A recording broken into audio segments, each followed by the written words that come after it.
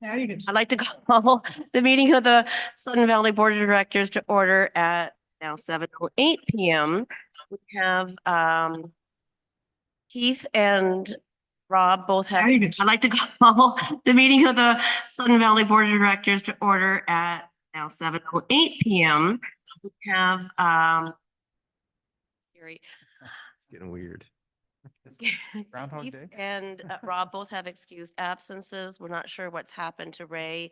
Lori is trying to get on by Zoom, but we're having technical issues.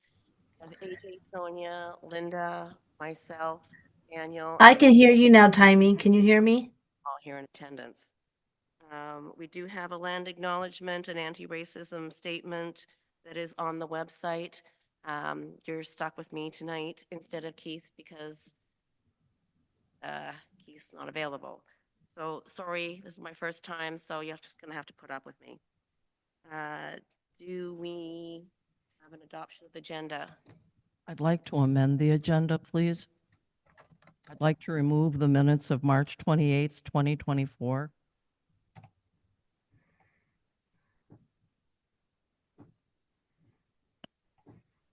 Right, all in favor? So are you going to amend the agenda too? I'm sorry. Don't you have an item to add to the? Yes, I do. Okay. So that one's unanimous, and then Daniel, you had something? Yeah, I'd like to put Dan Vink's name on the committee to on the board to vote for the ACC committee. I'm sorry, what was that name? Dan Vink. So can we add that as 8G, new ACC member approval?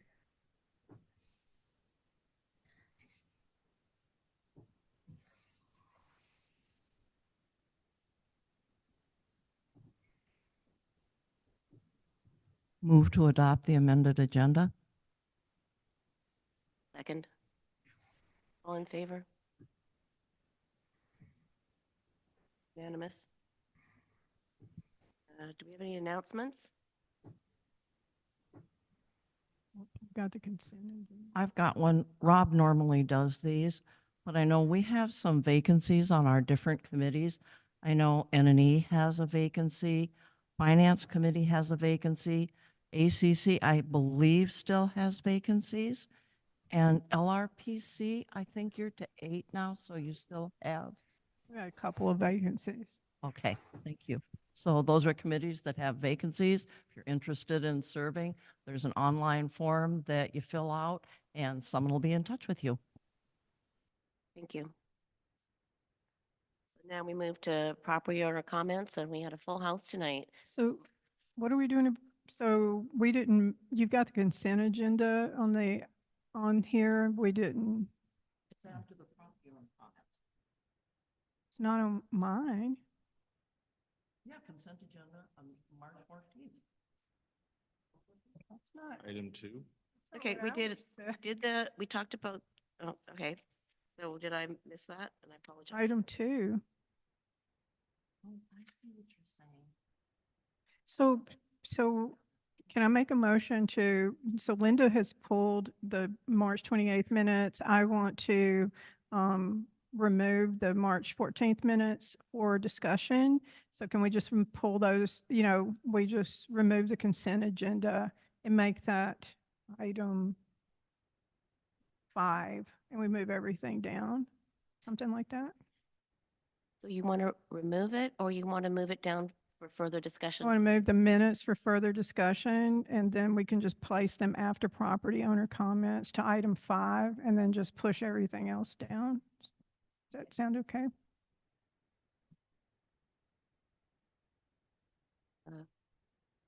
So we'll need to again amend the agenda and vote, right? So all in favor of that change?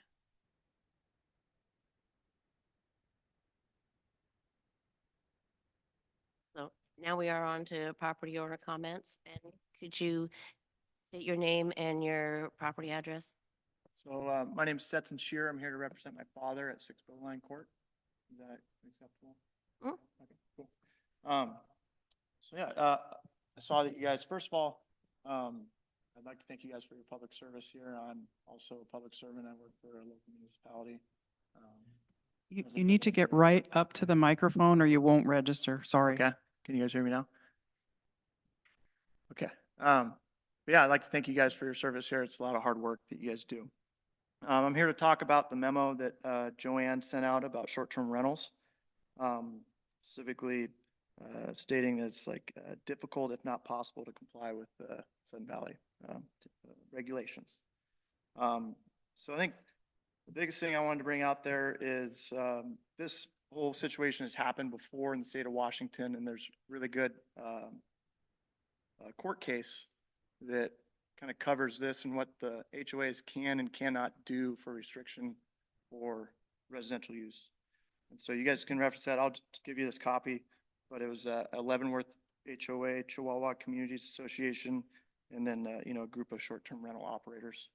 It's like the big thing, a lot of people argue it's a commercial use, and the Supreme Court, I'll just summarize this, shorten this up. But for the purposes of eating, sleeping, and other residential purposes, this is residential use, not commercial, no matter how short the duration. So that's kind of something to keep in mind. You can't restrict residential use, to a degree, right? And then kind of the second thing is they had reviewed the covenants of this particular HOA, and there were similar occupancy restrictions, and they threw those out on the precedents that they were absurd. Kind of a weird word, but they said reading the provision to prohibit unrelated persons from residing together would produce absurd results. And they gave some examples. So a resident would violate their covenants whenever they host a sleepover with their children's playmates or share their homes with friends for the weekend. And so they reject forced and strained interpretations of covenant language if they lead to absurd results. And then the other thing is, so the HOA did vote to ban less than 30-day rentals, and then the court threw that out on the precedents that cannot modify, like a significant modification to the covenant cannot occur without a unanimous consent. And so they had a simple majority, but court has ruled you need a unanimous consent. So I've lived here. I grew up here from like 2000, and I love this community. It's great. That's why I'm back here. I don't live here full time, unfortunately. That's where I'm at in my life. But I think there's a lot of value to the short-term rentals, and I know there's issues, and those will be brought up. Minutes, so if you could wrap it up. Right? Sorry. But yeah, so I'll just leave you with this, and like to work constructively. To come up with solutions to address these issues, but I'll leave this with you. So thank you for your comments, and I've taken notes. There's a part in the agenda where we'll be discussing this. And so hopefully during that discussion, we can answer some of the things that you raised. Thank you. I'm Elizabeth Huthert. I live at 8 Westbrook Court. I've lived here since 2000, and I have the house directly across the street from me is one of these, I don't know if they're called Airbnbs or short-term rentals or what. Anyway, people show up on the weekend and then go away. And I'm not real pleased with it. And I have 3 reasons for that. The first reason is that I'm concerned about my safety. I wonder how these people are vetted. If they're check cashes, is that it? I know one time there was a lot of yelling out in the street and cars coming and going, and it was still within the allowed time to have noise, but I've lived in a gang neighborhood before, so I was a little concerned that they were going to be starting a fight and maybe shooting. Also, we have 5 children on the street, and I wonder, do they know what kind of backgrounds these people have? if, are they child molesters? So that's one of the concerns I have is the safety issue.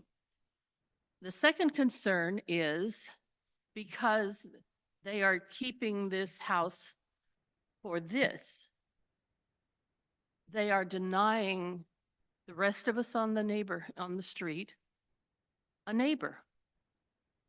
These people are not friendly with the rest of the people. They aren't contributing anything to our life. When I moved here, I wanted to be in a community. And these things eliminate one of the neighbors. The third thing is these people who just come in, stay for a few days and leave, contribute nothing to our overall community. They're not involved with, volunteering to cut weeds around the trails. They're not helping support the library. They don't contribute anything to our community. The only people that gain anything from these short-term rentals are the owners of the houses. And I think we can do better here. And I would like to see us at least, I don't mind rentals. It's just these people that drop in and scoot off are not doing me or my neighbors or our entire community any good. Thank you. Right. Thank you, Elizabeth. Thank you. Come on. My name's Robin Robertson and I live at 42 Windward Drive. And I'm here to talk about the rat in my house. I'm sorry, can you speak up a little bit into the, I'm here to talk about the rat in my house. And you're probably wondering why I want to talk about the rat in my house. Well, when I moved here, I ended up tearing down all the walls and I had a lot of rats in my walls, dead ones.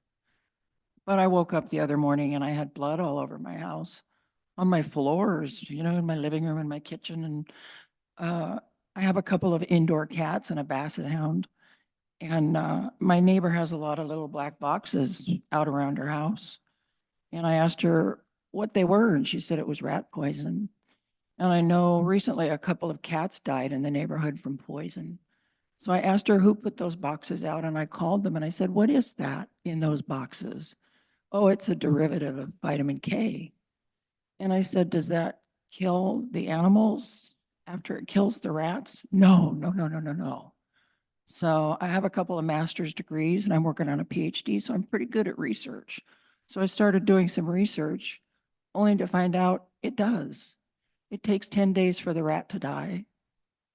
And if, let's say a Cooper's hawk eats that rat, it takes that Cooper's hawk 10 days to die. And it gets weaker and weaker and weaker. And it bleeds from the mouth, from the rear, from the ears, sometimes from the eyes. Well, let's say then a raccoon eats that Cooper's hawk. It's going to take 10 days for that raccoon to die. And it goes all the way up to the puma. You'll see these boxes around Taco Time, around Burger King. It's the least expensive way to kill a rat. They started it in the 1950s with warfarin. Warfarin, it's an anticoagulant. So this little rat is somewhere in my house and my cats are home alone. I'm afraid if they catch it, it's like a 15-day treatment at about $2,000. So I called 4 different rat terminators or whatever you want to call them. And all of them said, no, it doesn't kill anybody. It's fine. They just go off and die. So I figured if any of you called, you'd get the same treatment. So I printed out an article for you folks as proof. Down in Santa Monica, they did a study and they found that 94% of the pumas that they did blood tests on had the anticoagulant in them. I believe it was 84% of the bobcat. And I believe we should be responsible for the wildlife out here. And I would be comfortable saying probably 3,000 homes out here have that kind of poison. And we are basically killing off our wildlife. And if you look at wildlife extinction rates, 3 per hour in the United States, wildlife are going extinct. right, thank you. Unfortunately, your time's over, but I'd like to see that and definitely something that we should share with people so they understand that. Thank you, Robin. Thank you. Hello, my name is Emma Shear, 26 Western Lane. I'm a Just make home- sure you're right up close to the, Sorry, that better? yeah, you basically have to almost Okay, be on lips top to of it. it. Homeowner here, 26 Western Lane, and I operate the home as a short-term rental. And I wanted to just discuss some of the benefits of having short-term rentals in Sudden Valley. I have a few things on my phone that I want to highlight, so I'll be looking at that so I could keep within the 3 minutes. I put a couple bullet points for benefits for the association specifically. The first one is the tourism and local economy. So short-term rentals contribute to tourism, local economy by attracting visitors who spend money on accommodations, dining, shopping, and recreational activities. And that has a positive economic impact to the community and supports our local businesses. Resource utilization, so utilizing existing properties as short-term rentals maximizes the community's resources and make sure that there's not so many vacancies, because we do know a lot of these homes are second homes for people. So without short-term rentals, there'd be a lot of vacant homes. The positive image that short-term rentals have, they are all well-maintained and they reflect positively on the community, which attracts more visitors and potential future residents. The three that I wanted to highlight for homeowners is what has been mentioned, the additional income that homeowners have to get a short-term rental. It helps offset some of the costs and increases property value. The flexibility for homeowners, like I had mentioned before, a lot of the owners in Sudden Valley don't have this as their primary residence. So having it as a short-term rental allows them to be here and enjoy it when they desire as well. And then again, the property maintenance, so regular turnovers incentivizes homeowners to maintain their properties to a high standard and enhance curb appeal and preserve property value. The demand for short-term rentals in the area is driven by a lot of different things, but I wanted to highlight a few reasons why guests have stayed with us in the past. One is funerals, long-term care assistance.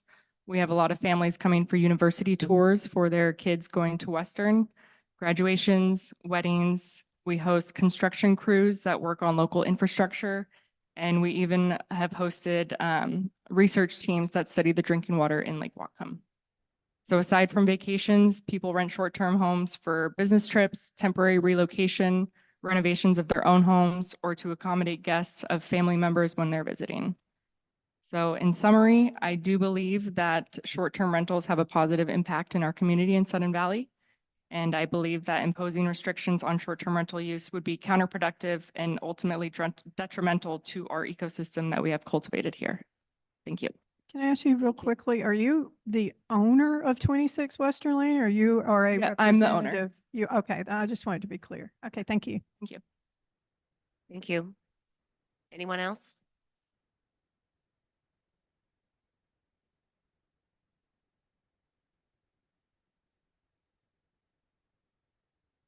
There, can you hear me? You have to get right up to the microphone. Is this good? Better. Okay, thank you. Yes, my name's Jennifer Deering. I'm at 20 Closer, Western. sorry. 20 Western Lane. And we've had a lot of issues, unfortunately, with 26 Western Lane, myself and my neighbors, and I'll allow them to speak on, what they've encountered. But first, I'll cover real quickly, what's been covered. Rentals are allowed here, per the rules. They're allowed, I think, for a couple with dependents and 3 individuals. So we don't prohibit that. What the problem is that they're not abiding by by the rules. So per the rules, they should be giving the association contact information of who's renting these places, and they're not. They're actually asking us to reach out to security or reach out to them to try to address what's been going on, and nothing's been changing.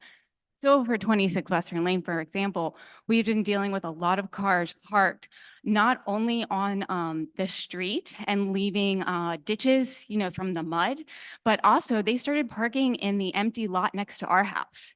So when I think either security or or for whatever reason, maybe they didn't have enough space for their cars, they started parking over there. The alarm's going off at 12:30 at night when they come to their car. One of them left a generator running all night, which isn't allowed per our policies. So I think the real issue here is that they're just not abiding by the policies per what's stated in our packets here. So I think another one here, they mentioned about, where is it?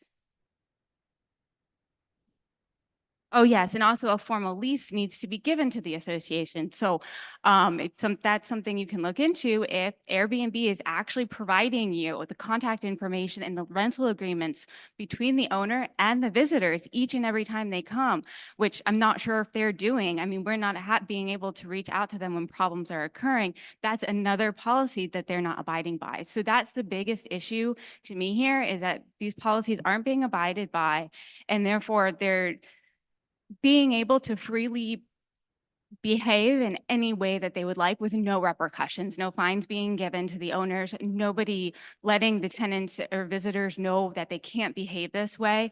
And that behavior has actually become destructive over in our Stimson Nature Preserve, as they have gone out there partying, letting dogs run loose, which is not allowed at the Nature Preserve, potentially hanging up their bikes on trees, we've noticed in that area. So they're just not being respectful of our neighborhood or the policies that are implemented by the association. Thank you so much. Thank you. Thank you. Thanks. Is there anyone else that would like to speak?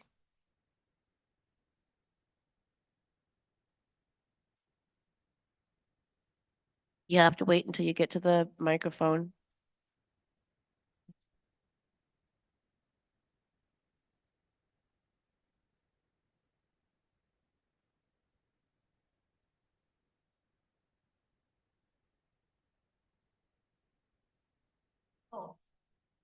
That consults on short-term rental management within HOAs.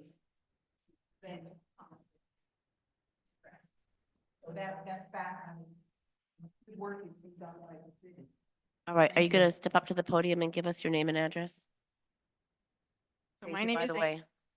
Hello, my name is Amy Beck. I live on Western Lane in Gate 13. And 3 years ago, I could care less about short-term rentals. And then we had one move in to 2 doors down. And this house is entirely for the purpose of rentals. There's nobody living there like a month at a time. It's only transient people coming in. Sometimes they're really nice people who don't make any noise and are courteous. But then we had a group in 2 weeks ago. There had to be 7 vans overflowing from the driveway into the street. And I think there were cars in the garage as well. And then one of the vans ended up in the lot near number 20 with the generator running. And I did text the owners about that. So anyway, I didn't care about this topic until it happened to me. What I would say is that this HOA has every right to establish a program that would require permitting, even permitting fees to support this program. It's only growing right now. I guess 2 days ago, I did a search in Vrbo and Airbnb, and there were 61 whole houses up for rent in Sudden Valley just last week. And this certainly isn't a peak time. Vrbo listed, I think it was 40 some odd entire houses, not somebody's basement, not somebody's, spare room. These were the whole houses. And most of the descriptions in the listings, they say that this rental would afford the guest full access to all our amenities. And I'll say for the folks at 26, they're managing 3 properties here in Sudden Valley, 1 on Western Lane and 2 in Inlet Circle.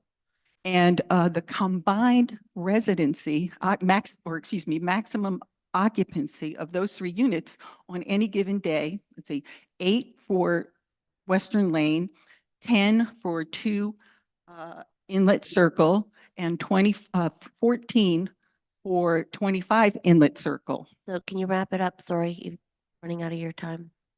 I'm done? Okay. Okay. Sorry. Thank you. Thanks, We'll take your Amy. comments under consideration. Thank you. Thank you. Anyone else have something they would like to say?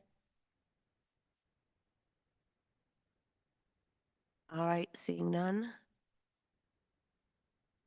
I have a question for a couple of the people here that have Airbnbs. I'm assuming you do. There's a couple people, there was somebody else that was here. Have you ever followed the bylaw recommendations and turned in rental information on your people to the association whenever you rent your Airbnbs?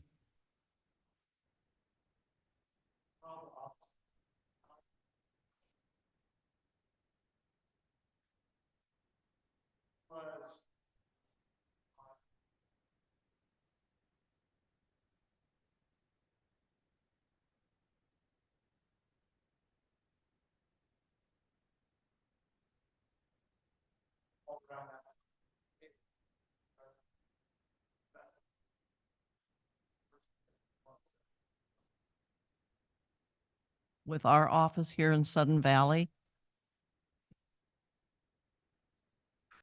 I'm just saying the bylaws regarding rentals have been on the books for years and years and years. And I think I think with the comments we've heard here tonight, why it's becoming such a discussion. And we're going to discuss it some more, and we're also going to look at the requirements we have because we are in the watershed and we are in a restricted area.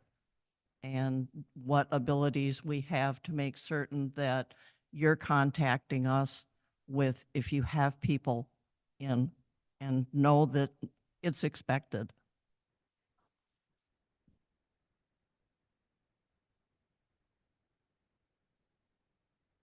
Oh, absolutely. Anyone that's renting their property out here, anyone, long-term, short-term.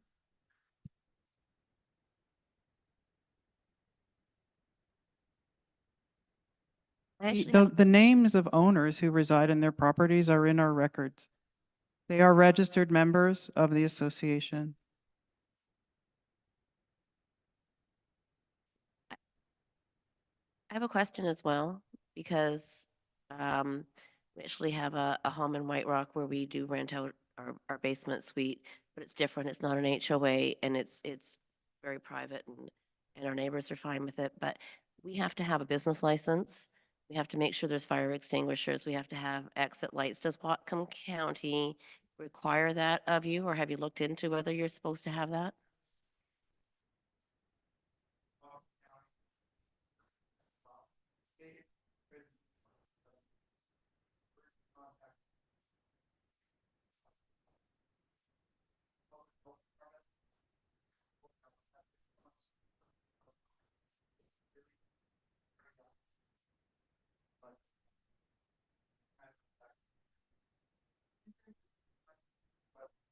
It's not required in Whatcom County? Yeah, I don't think this is appropriate. I mean, we're going to be discussing this. All right, thank you.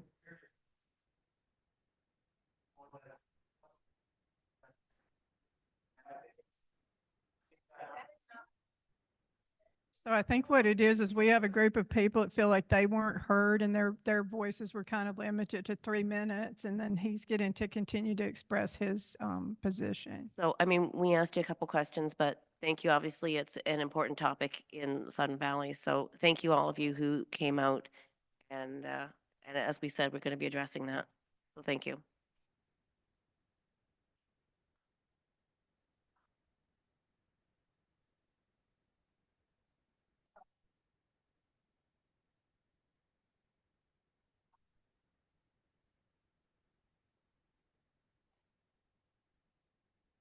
All right, thank you.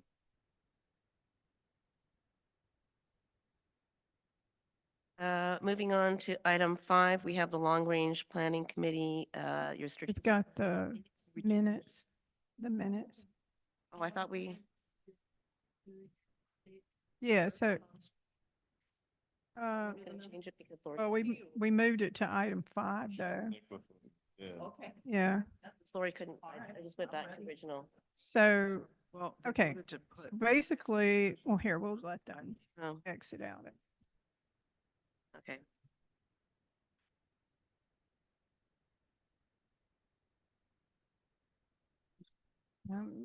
We were- Guys, if you want to have a conversation, we maybe ask that you step right outside the door. Thank you. All right, we got involved in that discussion, and again, this is new to me. Oh, So no, we it can, was we can do fine. the minutes next, and then we can do the long range planning. Let's Okay. discuss the minutes as voted. Apologize. Okay, so basically I asked for the minutes to be pulled and I sent, request, I just wrote it in writing earlier, just so it hopefully made a little more sense because again, so the minutes to me, they're kind of expanding on a conversation and the discussion behind the decision of the board, where that's not really what we do with minutes. What we do is we basically, express what the motion is and then what the decision of the board is. And so there's a lot of expansion basically on the discussion. So I was just trying to suggest something that was more precise and accurately reflects the GM statements and the board's decision. And if you want, I can reread that, or if you want to discuss it, Linda, because I know that you. So when we first pulled these minutes, you basically said that what I wrote in my original minutes, which I summarized in 4 different comments, was somehow biased and forwarded. They came from the transcript. I wrote, and your words to me were, I'm actually concerned. This is the second time in 2 meetings that the minutes have been altered over the wet slips. By the way, so to basically, it feels like it's pushing personal agendas rather than presenting an unbiased accounting of the decisions made by the board. And I told you I would go back and look at the transcripts at this time because you said that wasn't the full transcript. You asked for a decision, and what you did is you wrote they were saying it's too early and that it was not. So I went and got my copy of the transcript and I read from what the president said that I copied and what were in my minutes.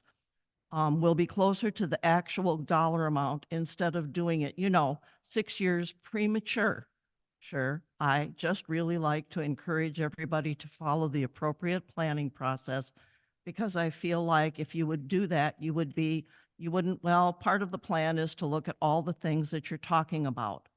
So basically, that's where I got my sentence about premature, and for you to say that it wasn't in the transcript and that somehow what I'm writing, yes, I summarize some things, but I stand behind, to begin with, the first set of minutes. I fully stand behind what's in here now, and I would like the board to vote to accept the minutes as they're written and submitted for the second time. So then I'll expand on it then, because the first time, what I actually said to you is that, first of all, when you do that, you didn't even, in the first minutes, never said that the board actually made a decision. And that was the issue, was that you were expanding on the discussion and summarizing the discussion without actually even saying that the GM had requested that direction from the board and you didn't reflect the board's decision. So this time you did do that, but the problem is you're still expanding on you're repeating part of the discussion. You're only repeating part of the discussion, which isn't accurate. What you're supposed to do in the minutes is you're supposed to say, this was the motion, which in this case wasn't an actual motion, it was a request by the GM.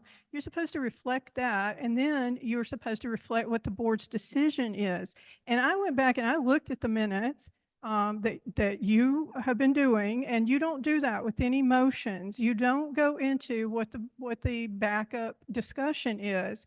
But what keeps happening when it's, and I think part of the problem, Linda, and I want to be really clear, I think that what what I see happening is that the conversations regarding the marina are more complicated. We generally, there's a lot of times not a motion actually attached to them. And I think that's what's causing this issue. And so I think that was the problem the first time, and I think it's the problem this time, which is why I tried to just say, you need to actually state that the board agreed by consensus not to pursue further estimates at this time and focus on how to fund. The other issue to me on this particularly, there's a couple of things. One is that you've now changed them, and they say things like, per the board's request, additional information was provided by the GM. Well, at no time did the board ask the GM to do that. I went all the way back to November. The board never asked the GM to do that. That was a decision of the GM. It may have been something involving the executive committee. It's irrelevant. That's all I'm saying is just remove it out of there, right? I don't even care. I'm saying don't say per the board's request. The other aspect, there's a couple other things. One is that you're saying it's 6 years out in 2029. 2029 is just a little over 4.5 years from now. It is not 6 years from now. And so it's incorrect. And your first sentence isn't even a full sentence. So there's a lot of this weird machinations and problems with the way that's written. Like you don't have a full sentence. It basically isn't a complete sentence. The very first one doesn't finish out. And then, so I was just trying to actually clean this up, which is why I sent it ahead of time. And then the other thing is, just to be really clear, it makes it sound as if this is way far in the future, but the permitting and design of this will need to actually start probably next year. It's a we're getting very a little lengthy bit off process. topic with that. So Rick, did you have a comment? So, didn't we vote on the marina fees at the previous meeting? And that's when it was asked. Okay, so I just want to make sure I got my memory right. So we had approved those fees previously. I distinctly remember I raised the question, how accurate are these projected costs? And we generally came to a consensus at that time because I raised the question, how accurate are those? And Joanne said, well, I'll check.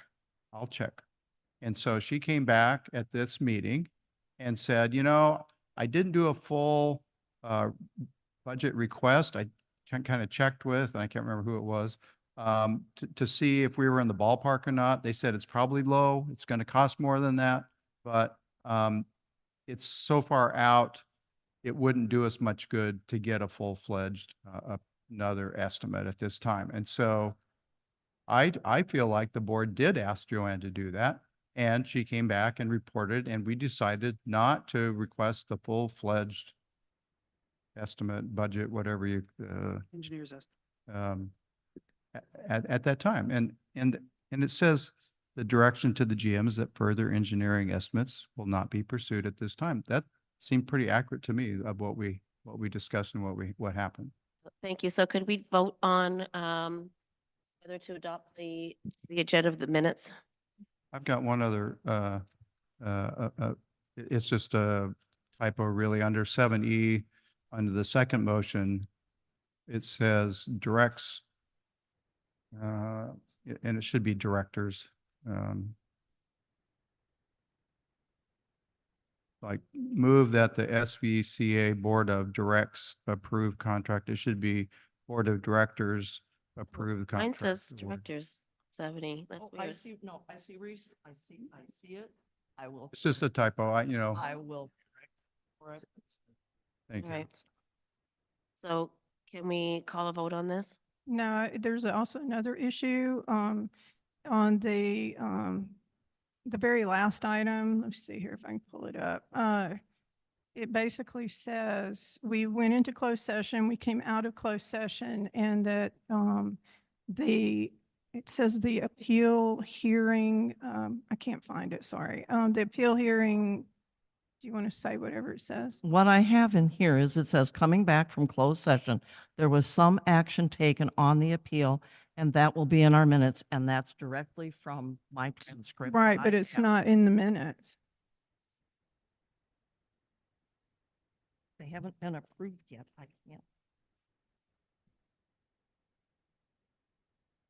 They need to be in the minutes to get approved with minutes, No, because part of the minutes. I'm going to have to ask Joanne, because I asked her about this, the record, because of this new appeals process. And it's supposed to be in the minutes, and it's like, I'm like, well, do I have to get them approved first, then get a copy of her so that? No, when it I just put needs in to there, attach then there's there. an addendum. Yeah, I think it just needs to attach to the minutes. The minutes need to be prepared that reflect the decision by the appeals committee. And then those minutes, I believe, are attached to these minutes. Well, this was that wasn't all an it says in the It appeals wasn't an appeals process. committee, though. It was a closed session of It the was, board and it was that second process. It was a full board appeal, so it was still an appeal. And so there are supposed to be minutes kept of the appeal. I don't know who was responsible for that. It doesn't say in the appeals Why process. wouldn't we just attach whatever the action was? Like, wasn't there a notice that had to go out by a certain date regarding Yes, the the action? notice was sent. So could we just amend and say, see attached, and then attach the decision? I I'm need to get okay it with from that. Joanne, if that's acceptable. So the notice includes notice of the fine. Is that public information? By at our lawyer's direction, the format of the notice that goes out to the individual against which is levied the fine, that notification has personal information in it. So to post that notification seems inappropriate. Yeah, I don't know. I guess I- this is going to open become, anything. this is something we need to figure out, I guess. I don't know how we resolve Maybe that. contact Richard, because all I know is it's there's like one line in that appeals process. Precisely. that has- I will ask for clarification. It's on me now to finalize this. Thank So is it possible that we just, on this particular one, though, well, no, I guess we need to wait for whatever that is then. I was just going to say, if he agreed to it, we could just attach it, but it's probably better if we just wait. Then I guess we're going to sit here for forever and wait on these. Sorry. Sorry. All right, so I guess we're going to postpone. Yeah, we're going to postpone them until we get a decision on item number. It just, 2 minutes, Item number 8 regarding the appeal. I'm fine with whatever he comes back. So we're just trying to determine what level of confidentiality or what information can be shared in the general minutes Correct. during or after an appeal process Yes. judgment. Yeah. I think Decision. we need to clarify. Also, if it comes up to the board level, are we really, who's doing the minutes? Do we just attach the decision and that becomes, Understood. Yeah, It's a- yeah. It's a multi-part question. Thank you. Because I got told I didn't. I went, no, there's nothing for me doing. All right, so do we need a motion for that to? Okay. We just are going to pull both of the minutes, the 14th to contact the attorney about an appeal notice that needs to go in, and the other ones need to be changed. So they'll both come back next time. Right. So now we go on to item 5, Long Range Planning Committee, your strategic planning updates. All right, so the Long Range Planning Committee had their first meeting week or so ago, and we reviewed the survey results of the strategic planning team as it relates to goals and priorities related to the strategic priorities that Sudden Valley has established. And so that's what's in your board agenda packet there. It's kind of a synopsis of that. and kind of a big overarching theme of the survey was a lot of the priorities. A lot of people were in agreement of maintaining our infrastructure. Um,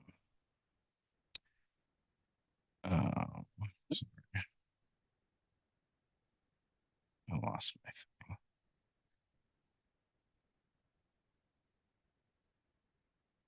While you're looking that up, was there some key to the colors in the boxes below? with the No. Multiple There's responses? no key. Oh. I just thought they were really pretty. Okay. What do the numbers mean? So basically, you know, when we came back out and did the little questionnaire, we asked everybody to pick their top three, and these are the count of the top three. So in each of these columns, it'll show like in sustainability, 19 people put that as one of the top threes, whether number one, number two, or number three. And so that's what that count is. Between the board and the LRPC. That's right. correct? That's right. And so the breakdown is in the long range planning agenda. You know, it gives the background details on this. It gives the full breakdown, but this is the summary of everything. And this is only dealing with again, the top three, what was identified. And so the reason that you see the gold column across sustainability, infrastructure, and gathering data is they all are kind of interrelated. We've got the budget planning coming up, sustainability in our, finances and everything. So we've talked about needing to address, not primarily for these initial discussions, it was about the rec facilities. That's kind of what we talked about mainly, even though we talked about the rec corridor, the marina, and the clubhouse. But based on priorities, this is primarily you'll see that it was the rec facilities came up.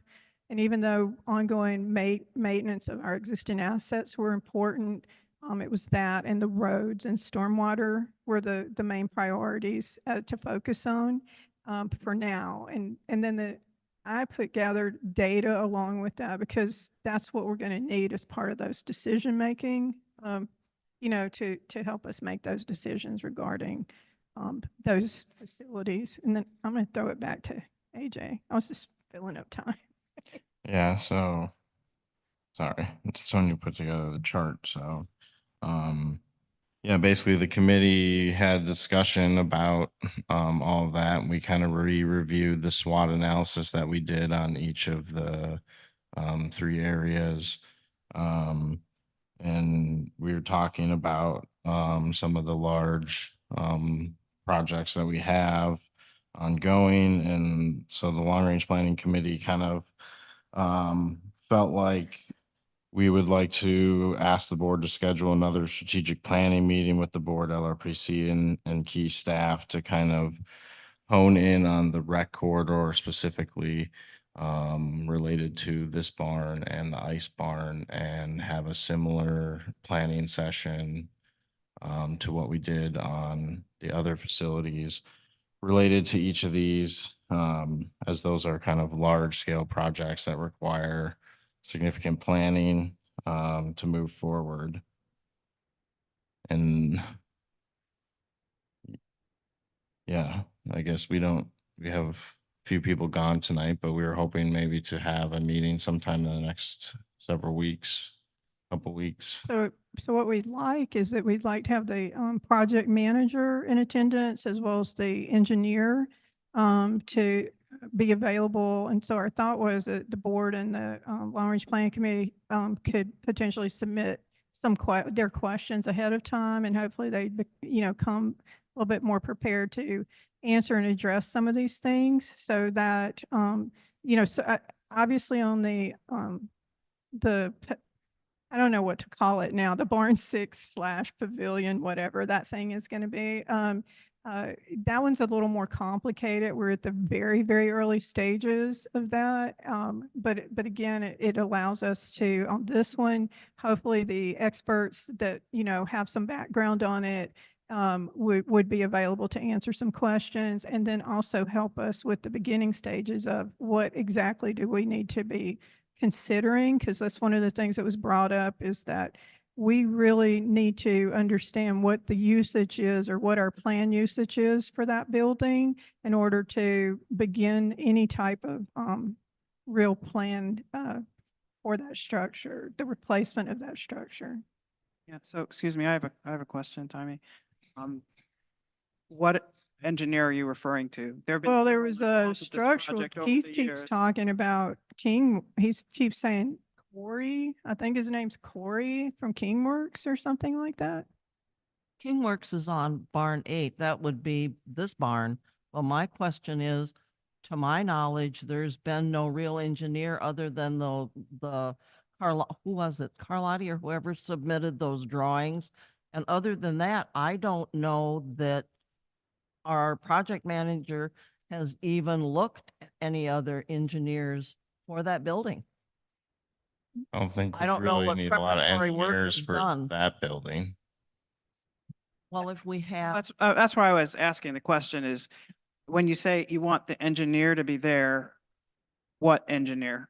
So one of the issues is, and one of the things long range planning, so the board approved the funding for this barn to be repaired, right? And we're now almost into the middle of the year. That repair will not occur this year. We're now too late into the year to actually even do that now. And what we want to do is find, let's address it. If there is some reason, but because there isn't any open communication, we're hearing behind the scenes that there's concern. Rick mentioned there was concern that, how did you say that? That there was concern with the structure of the building or the rod? I can't remember how you worded it, but the reality is then let's talk about that. Let's go to the people that are familiar with the building that we're, that are the experts, and let's determine what do we need to do, because we allocated and we obligated those funds. We can't just continue to not do anything. There needs to be a decision of what are we doing about this building, even if it's a matter of we now need to get another full engineering report. If it's that, right, it just needs to be decided. All right, could you propose something a little bit more, like, give us some dates? Well, so Exactly what you're looking at? I mean, just saying you want the engineers, Joanne said, so specific of who you'd like to have. If you could send something, that'd be great. I think the project manager and whoever he's working with, I don't know I haven't been involved. Whoever, what are you saying? He? Keith keeps referring to some the structural engineer. What are you saying? The project engineer that Keith has been working with on Barn 8? No, there's a project I mean, manager, the structural engineer. B&W, and then a structural engineer. Okay, Yeah, so I you think- want Tyler Andrews, a and structural engineer from Kingworks, to be present in the discussion right. for I your think- request. Yes. Okay, thank you. All right, so we can, is there anything else, any other issues you need to? So I Any other think, issues? because we'd like to get this done. The reason AJ's saying, first of all, in the next couple of weeks is because of the budget planning cycle's about to start. We need to start drilling down on the community survey. And so kind of want to figure out what, like. So if you could propose some dates and then we can move forward with that. So, is this something we can do in the evening? Are we going to have? Yeah, to do no, this Yeah, I on think we do in the Saturday? evening.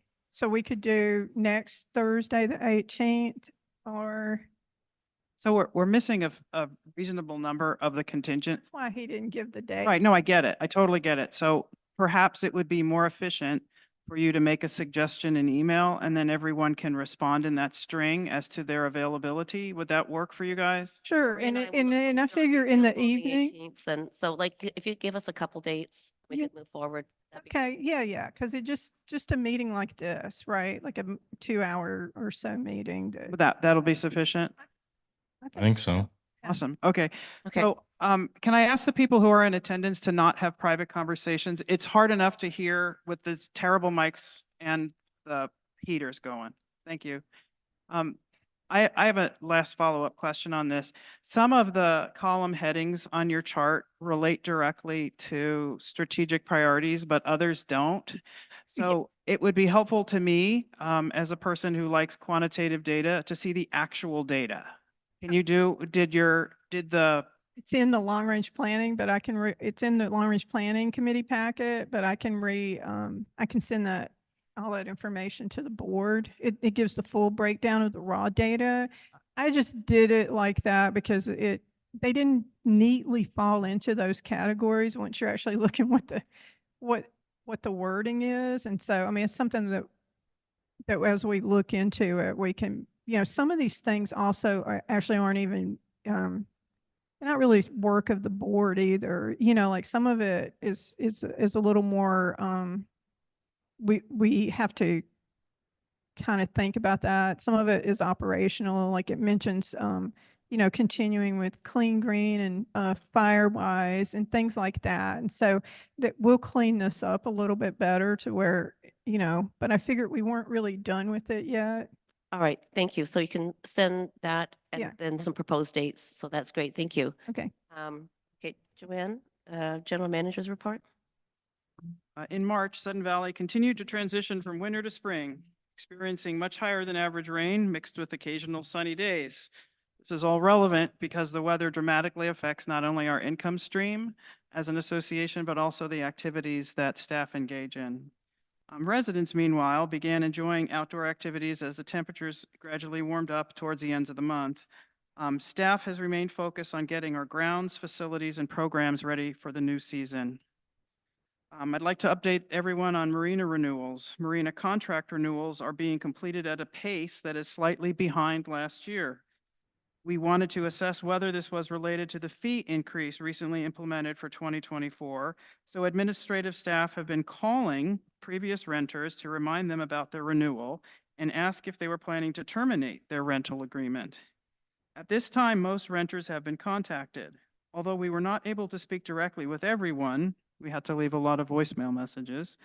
No one that we did speak to is planning to cancel. So that was a very positive sign for us. And many people told us that they were waiting until after their taxes were filed to complete their renewal. And that also made sense because the cost has risen and funds from a tax return would be helpful. As a reminder to the board, SVCA mailed 167 marina contracts and 125 kayak contracts. To date, we have renewed about 20% of those contracts, collecting just about $60,000 in rental fees. Contract holders have until May the 10th to renew, and on May 13th, any slips that have not been renewed will be offered to individuals currently on the waiting list.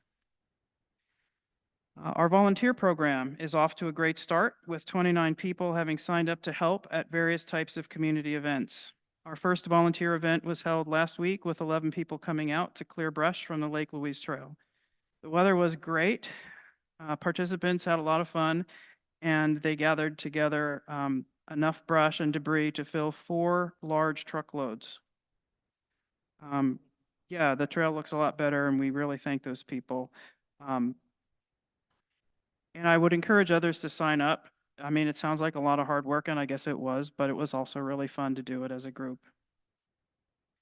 Next up, Sudden Valley's Garden Club recently replanted the deck planters that they created last year for the Welcome Center. I'd like to thank them for doing that and invite the community to make use of the picnic tables alongside the parking lot at the Welcome Center and also on the deck.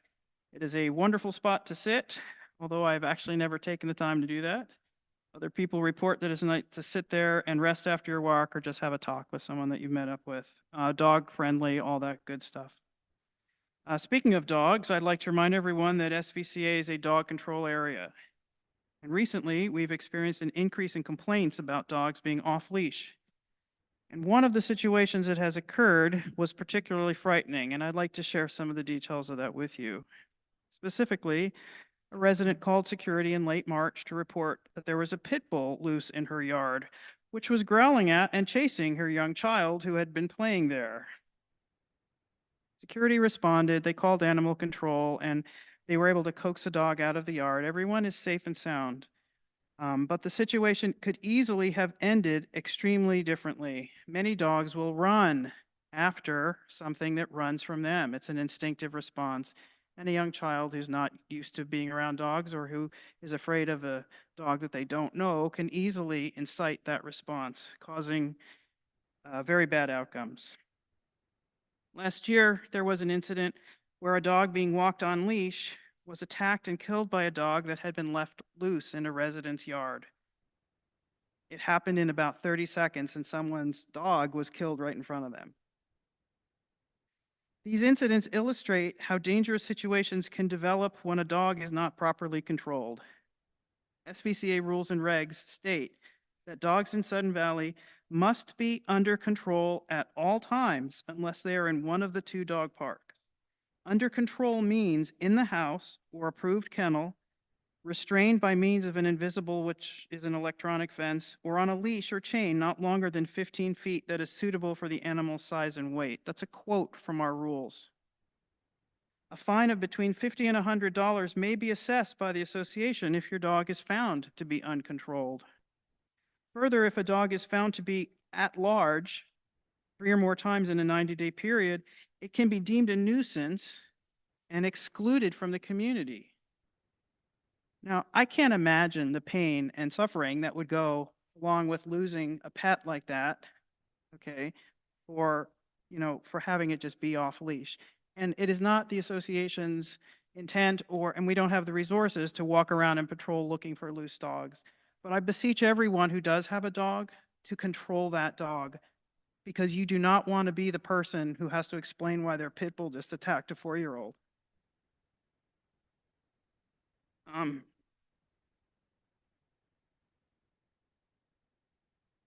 a positive note, yeah, I got a little emotional over that. That's really horrible to think about, frankly. But as everybody knows, Brian Krulak retired. So congratulations again to Brian. And Kevin Leduc has taken over as golf director on April 1st. I'm happy to announce that SVCA has hired an experienced head professional to support Kevin in his new role. We have Darren Chapman, who has relocated to the Pacific Northwest from Australia. So not only does he bring a charming accent, but he also has more than 20 years of experience as a golf professional. So it was very lucky of Sudden Valley to find such an accomplished person. He begins work on April 15th. He'll be participating in one of the tournaments at the end of April. I think it's the 24th or the 27th. And will be officially on site full-time as of May 1st. So that's an exciting development for golf. A very brief capital project update. The long-awaited Marina Boat Launch dock, construction is complete and the dock is open and ready for business. Yay! And I have to say it's beautiful. We've been publishing a lot of pictures of it because it is very, very nice. Yeah, so I would say to residents that if you have already renewed your rental contract in the marina, your card will open the launch gate and you are good to go. If you have not renewed yet, or if you just buy a daily pass, those are also for sale and you can enjoy the facility immediately. In Area Z, the maintenance shop construction that began in January is going well. Progress is good. And we still expect to be complete in late June, early July. So that's a very positive project. The tennis court resurfacing on March 14th, the board approved a contract with Stremler Gravel to complete this work. The contract has been executed and we expect that work to begin in June and then be completed in September. I've learned that they lay asphalt and then that asphalt has to cure and then they put the tennis court surface on top of it. So it does take a bit of time, but we are on the schedule and that will be done this year. The golf course Austin Creek repair, the current estimated cost for this project will be brought to the board on April 25th, along with a report on the initial effect of the erosion that was experienced during 2021, the current state of the creek banks, and an assessment of potential risks and rewards for doing that work so that a decision can be made by the board at that time whether to go forward or not to reconsider that project. So I wanted, since there have been questions about why is this on hold, when is it coming back, those are the specifics. For Barn 8, similarly, additional information, as we have reported, is being evaluated, but we will bring that information to the board in May. And if this meeting gets organized, it'll come even sooner. So that's a Okay, good so thing. we'll be Yeah, able we'll to sort see that out. Okay, awesome. But I wanted to let people know that that's what we're doing. We're finding the information, pulling it together, and making it more cogent and discussable, if that is a word. Let's see, yeah, turf care cart paths. Project will be presented to the board on April 11th. That's today for contract award, so good progress on that. The HVAC repairs, we executed the contract with Barron Heating that the board had approved, and the new equipment is ready and will be installed next week. That's good.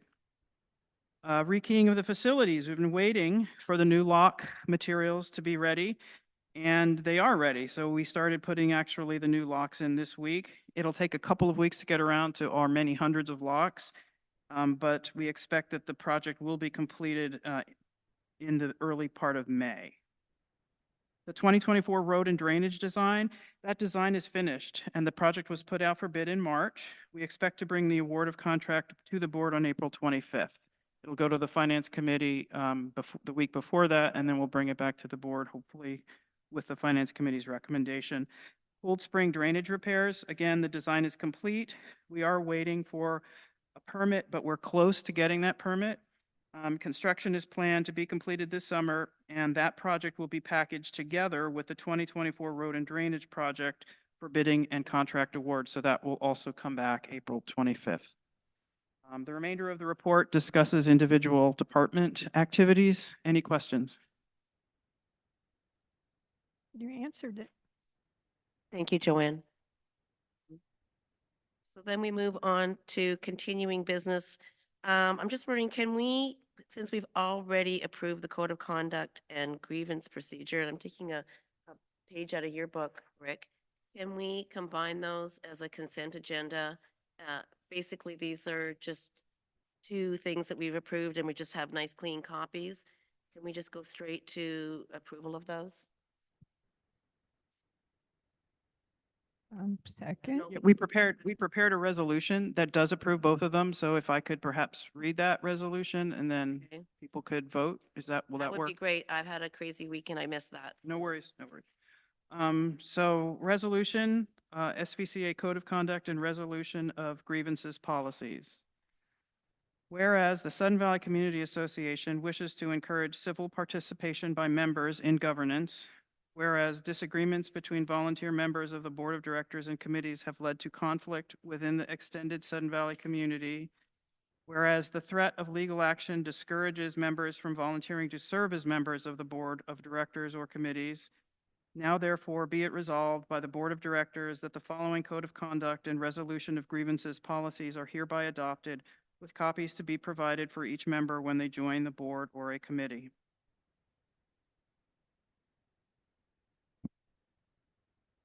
All you gotta do is the last sentence.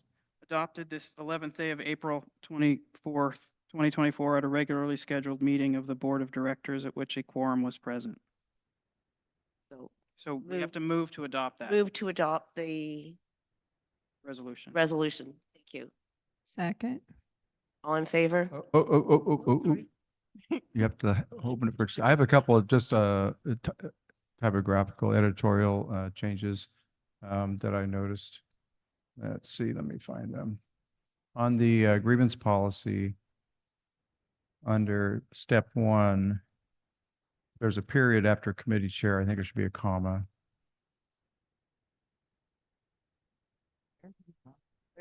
Say that again, which, The next to the last line on step 1 under procedures. Committee chair has a period. I think it should be a comma. And under step 2, about the 4th line from the bottom, it seems like an awkward sentence.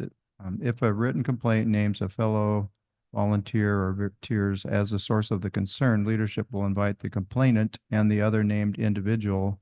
I think it should be to meet. To discuss. There should be another to in there or an and or something. And then I had a question about the makeup, the membership of this safety committee. Are we on that one? that's separate. That's a separate one. I'm sorry. Yeah, that. Yeah, so just those minor changes. Are there any objections to those So I corrections? think we just need to move to accept the resolution with With the recommended changes. Yeah. second. All in favor this time? Unanimous. Thank goodness. Mhm. Finally. The end of that one. Next meeting, we can all sign. on. Yay. Yeah. Wait a minute, let me. Okay, moving on to resolution for creation of safety committee. Can anyone hear me? I can read that. You gonna read? I can read it. If no one can hear me, please. Sorry. Okay, whereas Article 5, Section 1 of the Sudden Valley Community Association bylaws requires committees established by the SVCA Board of Directors to be created utilizing a resolution, and whereas the resolution is required to identify and describe the specific duties of the ad hoc committee being established, therefore be it resolved that the board hereby establishes the safety committee. This charter will expire immediately following the 2024 annual general meeting. Purpose. The purpose of the Safety Committee, as adopted by the SVCA Board, is to educate community members regarding various aspects of community and personal safety. The committee will consist of a diverse group of community members to initiate, advise, organize, recommend, and propose events, activities, and literature educating the membership of safety practices of the community within the parameters approved by the SVCA Board. Membership. The members of the committee shall be members of SVCA in good standing throughout their term and agree to follow SVCA bylaws, resolutions, policies, rules, and regulations, and code of conduct. The committee may recommend prospective members to the board. However, committee members shall be appointed by the board. The committee shall be made up of a minimum of 3 members, 2 of which must be directors, 1 appointed as committee chair, and not more than 7 voting members, 3 of which must be non-directors. Meetings and procedures. The Safety Committee shall meet a minimum of 4 times during the year. The Safety Committee will adhere to all SVCA resolutions, bylaws, policies, Washington state proclamations, and state and federal laws regarding remote meetings following the hierarchy of government governing documents.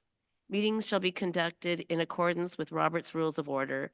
A quorum is defined as 50% of the committee. No business shall be conducted with less than a quorum present.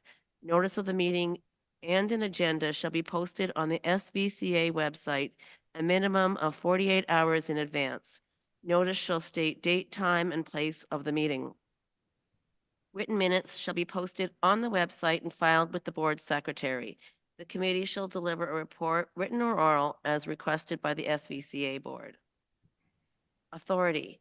The committee is given the limited authority necessary for the reasonable execution of the stated purpose and responsibilities of the charter.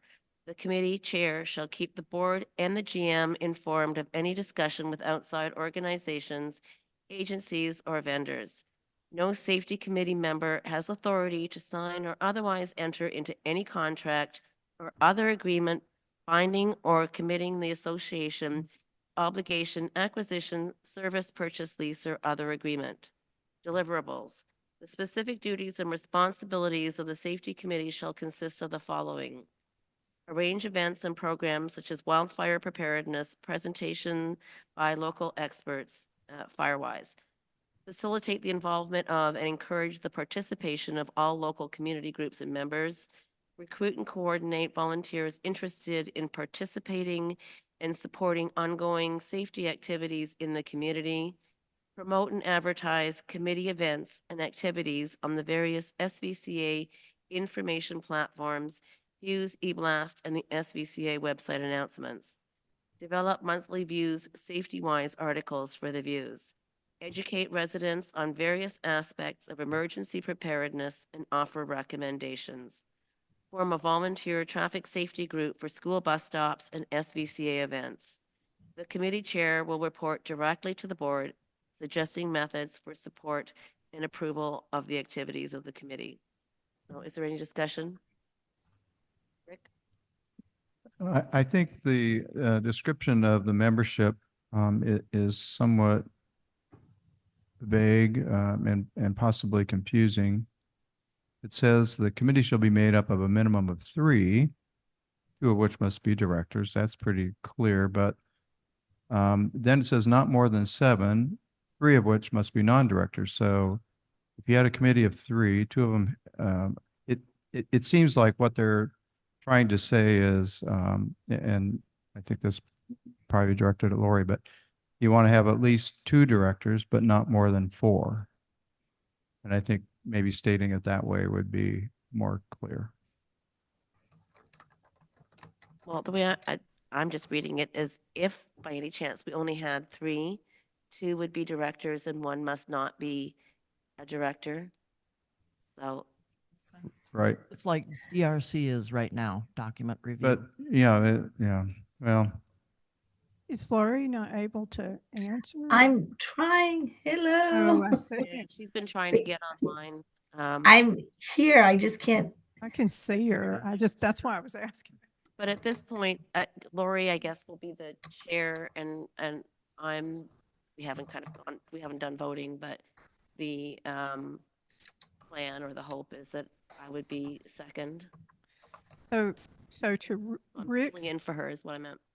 Sorry. okay. Well, so to Rick's point, and I'll just expand on it. One of the things that was, because this is, and I really appreciate Lori, you using the template that was put together last year and approved by the board.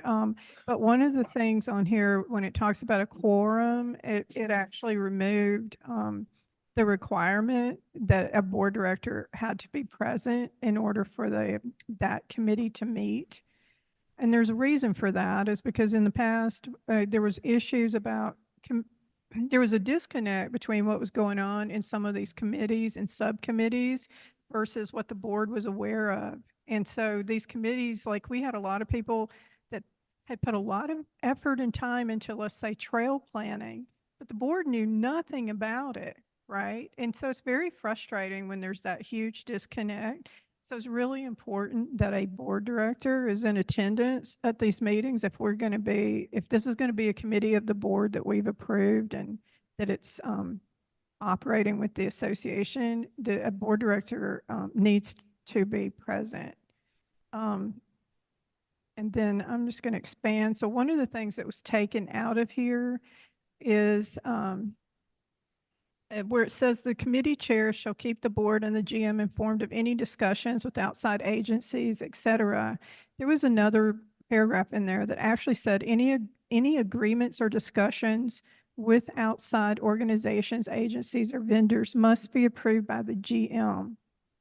That again is because we had committee members that were going out saying they represented the association, when in fact it takes a board vote to allow an individual to act on behalf of the association.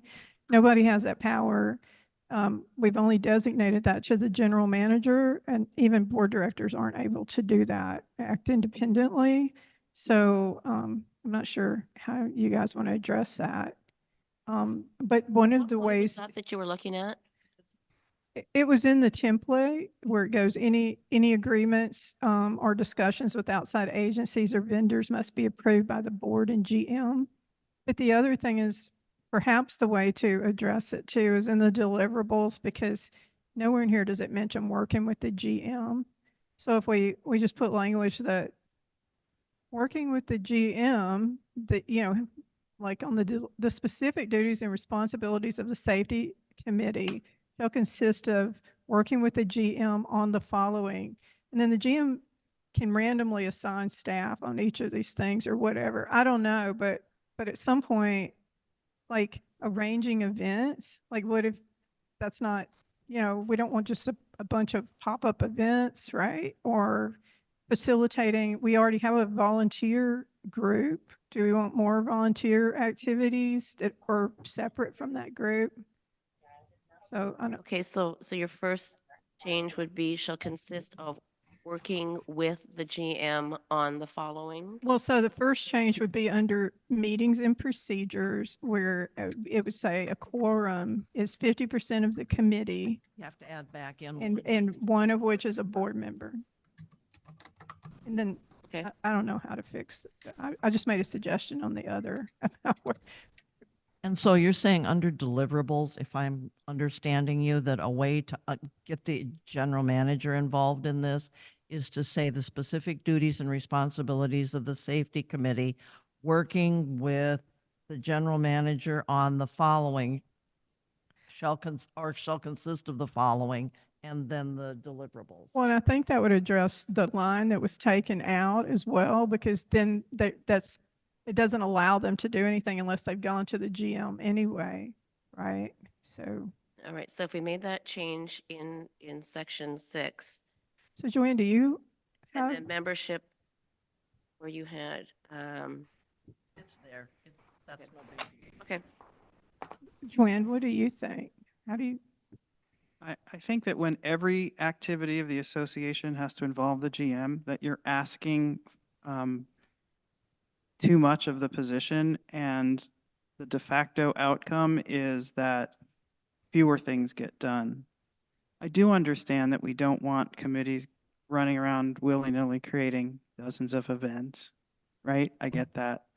But the outside agency thing, I think in this instance is a little tricky, because we do want this committee to be able to talk with various agencies to say, hey, do you have materials that might be helpful? Or as we heard from Judy White at the last board meeting, she had reached out and identified people who were willing to come and present to Sudden Valley in an event. And so those discussions, since they weren't about contracts or services really, they were about arranging for a speaking engagement, which is a kind of a contract, I guess, in a way, but not a significant one, and there was no money involved. So is there a way that we can make an exception? Because if we say that I'm the one who has to reach out to all those agencies, it simply won't happen. I don't think I'm saying that. I think all we're saying is working with the GM, which would mean that, and you could designate, like, let's say on events, right? You could designate one of the admin staff for that. There's a lot of mention about volunteer things in here, which I'm not even sure if we can do that. Like, I don't know what kind of liability it creates that we're putting a traffic safety group out at the bus stop. I don't really know. But It was seems actually like, recommended as an action for us to take by the traffic. It's that campaign at Bellingham, the zero something or other, Target Zero, sorry, too old. so, but my point is, it seems like it would fall under, that's more of something that would need to coordinate with staff because of the volunteer program. Yeah, and it's fine, but the significant restrictions of not allowing committee members or others to talk to agencies, I think would be a very limiting factor. And, we want to have this event on this date, and we can talk about what they want to do. They can present a plan and I can respond in email, but I cannot drive their discussions and attend all of their meetings and collaborate with them. I can be a resource for them. Right, and that's why I said we don't have to add that back in, that line. That I think that if we just said working with the GM to do these following things, then that would address exactly what you're saying, right? so Rick, Well, I think what the language is actually disturbing to me. Working with means that it is a collaborative activity instead of a reporting back to the GM or clearing it with the GM first or making sure we're all aligned as to what we're actually going to do before we do it. Well, then say it like that. Rick, did you have a suggestion, and maybe you can help? No, I just, I think the language that's stated under authority is really, we as a board don't want to be doing committee work. And we don't want to, put on unnecessary baggage on whoever the GM GM is. And so I think, the statement that the committee chair shall keep the board and the GM informed with discussions with outside organizations, blah, blah, blah. And no safety committee member has authority, that means even the chair, to sign or otherwise enter in any contract or agreement that's binding upon the association. So I think there's enough control there that, that will keep the board and the GM informed. The GM can give guidance if the GM feels they're getting a little outside of their lane, but also to be apprised of what's going on, and not to act as kind of a filter or slowdown to the progress and the activities that the committee wants to undertake. I don't have a problem with the language that's there. I think there's enough control within that statement. But what on personally. the deliverables though, there's no control. That's what what I'm saying. I'm fine with that as well, what you're talking about. But we now, there's nothing that says they need to coordinate with staff or we need to collaborate or whatever, coordinate with the GM or seek approval. Because we're talking about organizing volunteers and arranging programs and events and these activities. And the other thing, it's kind of worded funny, but it says promote and advertise committee events and activities on the various information platforms. Well, all of these are controlled by Southern Valley staff. So they would have to, that's why I was thinking we could do a broad sweep of, if you don't want to use the word The work. intent is to use the infrastructure that we've got built up, staff's infrastructure, and just, like direct people to sign up as a volunteer, and then we have the waiver and we have their contact information. No, but it's just not clear. If you don't like the word working with the GM, would you, there needs to be some other way, so at least it points to, that, they'll coordinate with staff on these things in On order to make 4, that you could happen. add coordinate with staff too. How about we just say that at the beginning? Coordinate with staff to do the following, I'm because then good. it doesn't limit it to me. Right. But you would need to assign whoever that is, so that they're not just randomly. So you're saying like under the specific duties and responsibilities through or with the support of staff shall consist of the following or? Well, I was thinking in deliverables. Coordinating with. Yeah, Coordinate with under staff deliverables, yeah, to 1, arrange events, 2, facilitate. right. Yeah, no, Does that work for you, Sonia, your concern? Do you have a question? Well, I was just gonna say, I guess I don't really support the committee at all. I don't really see these deliverables as being necessary as part of a committee in our governance structure. It seems to me that many of these things can be worked on by individuals. A lot of them are actually county related issues, not the HOA related issues. I just, arranging events and programs such as wildfire preparedness presentations by local experts. There's talk in here that this committee is responsible for educating people. Are we vetting these members to prove that they're capable of educating people on specific topics? Like, because safety is a very specific thing. I have safety trainings all the time in my work, which is construction, and usually they're led by trainers who have certifications and areas of expertise in these types of things. It just seems very vague, like safety.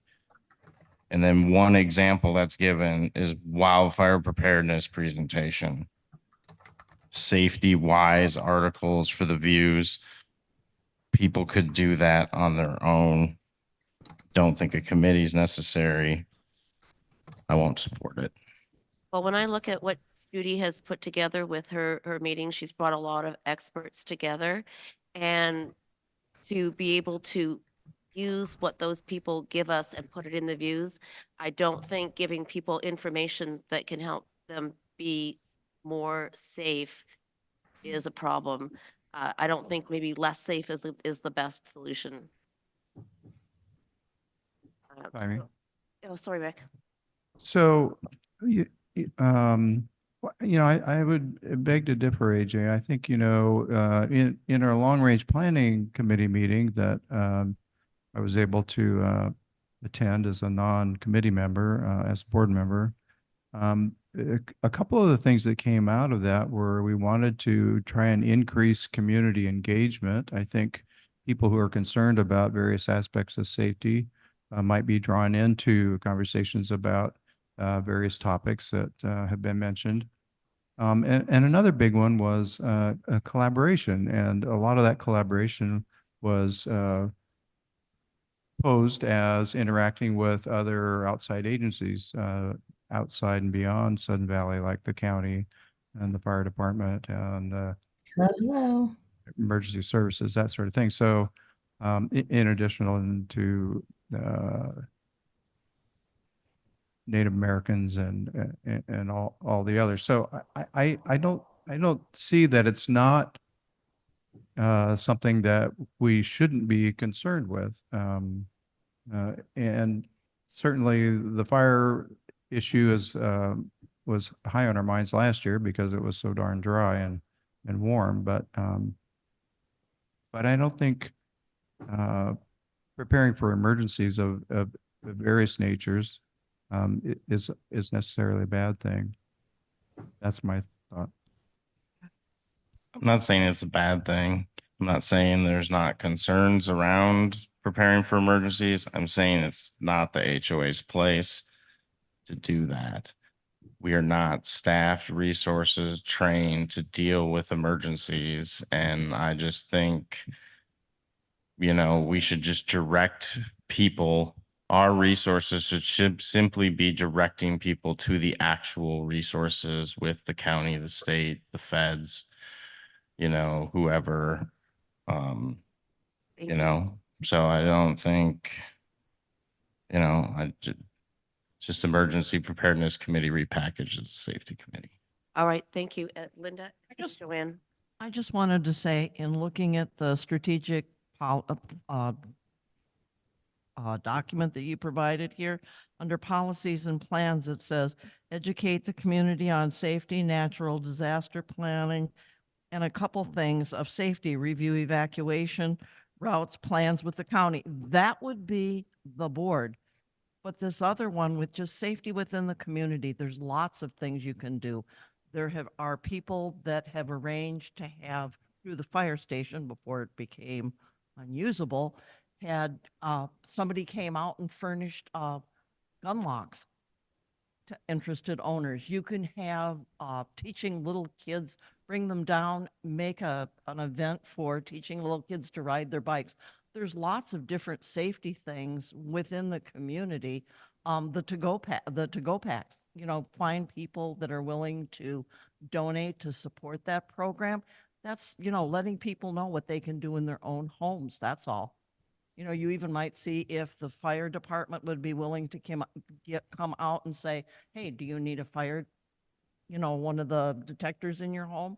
There's lots of things like that they could do that's really beneficial to the community that has nothing to do with us, but it also brings together a sense of community. Thank you. The utility of having the safety committee be in place is that then these events can make use of our infrastructure without charge and without any conflict. Because, like if there was an independent safety club, for example, and they wanted to advertise through the e-blast, well, would we then have to advertise for the ping pong club and the Mahjong club and all the other clubs? Well, that's really not what the e-blast is for. But I do think that safety is important enough that it rises to a level where the resources of the association are helpful in promoting that engagement. And it is the third leg of the stool that's in the restrictive covenants. We collect dues for the purpose of maintaining the common land, and we're supposed to encourage social engagement. So I think that this is sort of that third leg of the stool. Sonia? So Sudden Valley's attorney actually informed us last year. SVCA has no legal requirement whatsoever to engage in emergency preparedness. This was discussed in the board meeting last year. SVCA is a homeowners association, the primary purposes of which are to maintain common areas, collect assessments to maintain the common areas, and engage in social and community activities. SVCA is not responsible for the safety of its owners and residents other than as safety is directly related to the common areas for which SVCA is responsible. Further, various governmental agencies are charged with such responsibilities by statute, ordinance, and other codes. If SVCA engages in these same activities, its plans could certainly conflict with the agencies that are responsible for these activities. He goes on to say that we need to be very, very careful about, because a lot of people have called for developing like evacuation plans and emergency plans. And there's a big line there that we need to be there. This is one of the reasons I keep pushing that there needs to be oversight, because this has happened in the past. We've dealt with an emergency preparedness committee that was negotiating things with county agencies. We were told by the fire chief at the time that those plans they were in conflict with what was going on with what the county plans were. I mean, if there's a problem, we're supposed to defer to them and they direct us. And so there needs to be something that's a little strong in this. I could support this if I knew that it was really only doing like what Linda's saying, and that we're very clear that they are not to be developing emergency preparedness plans and anything that could incur liability Right. for the association. Well, I was mindful of that direction when I gave some direction to Lori as she worked with others to put this together. And I think that the intent is simply to facilitate making experts available to the community, county and state resources who, as experts, are qualified to provide educational materials, other resources perhaps, and give themselves direction. Perhaps if we simply struck number 6 from the charter, because we really don't want our residents, unless they can establish their credentials as an expert, as AJ was saying, we don't know what their credentials are to educate others. What we want them to do is to bring forward experts from those agencies and make them available to the community. Does that make sense? Yep. What takes off the whole mention of emergency? Right, and then we don't have the liability if Okay. we put somebody. But it would still allow them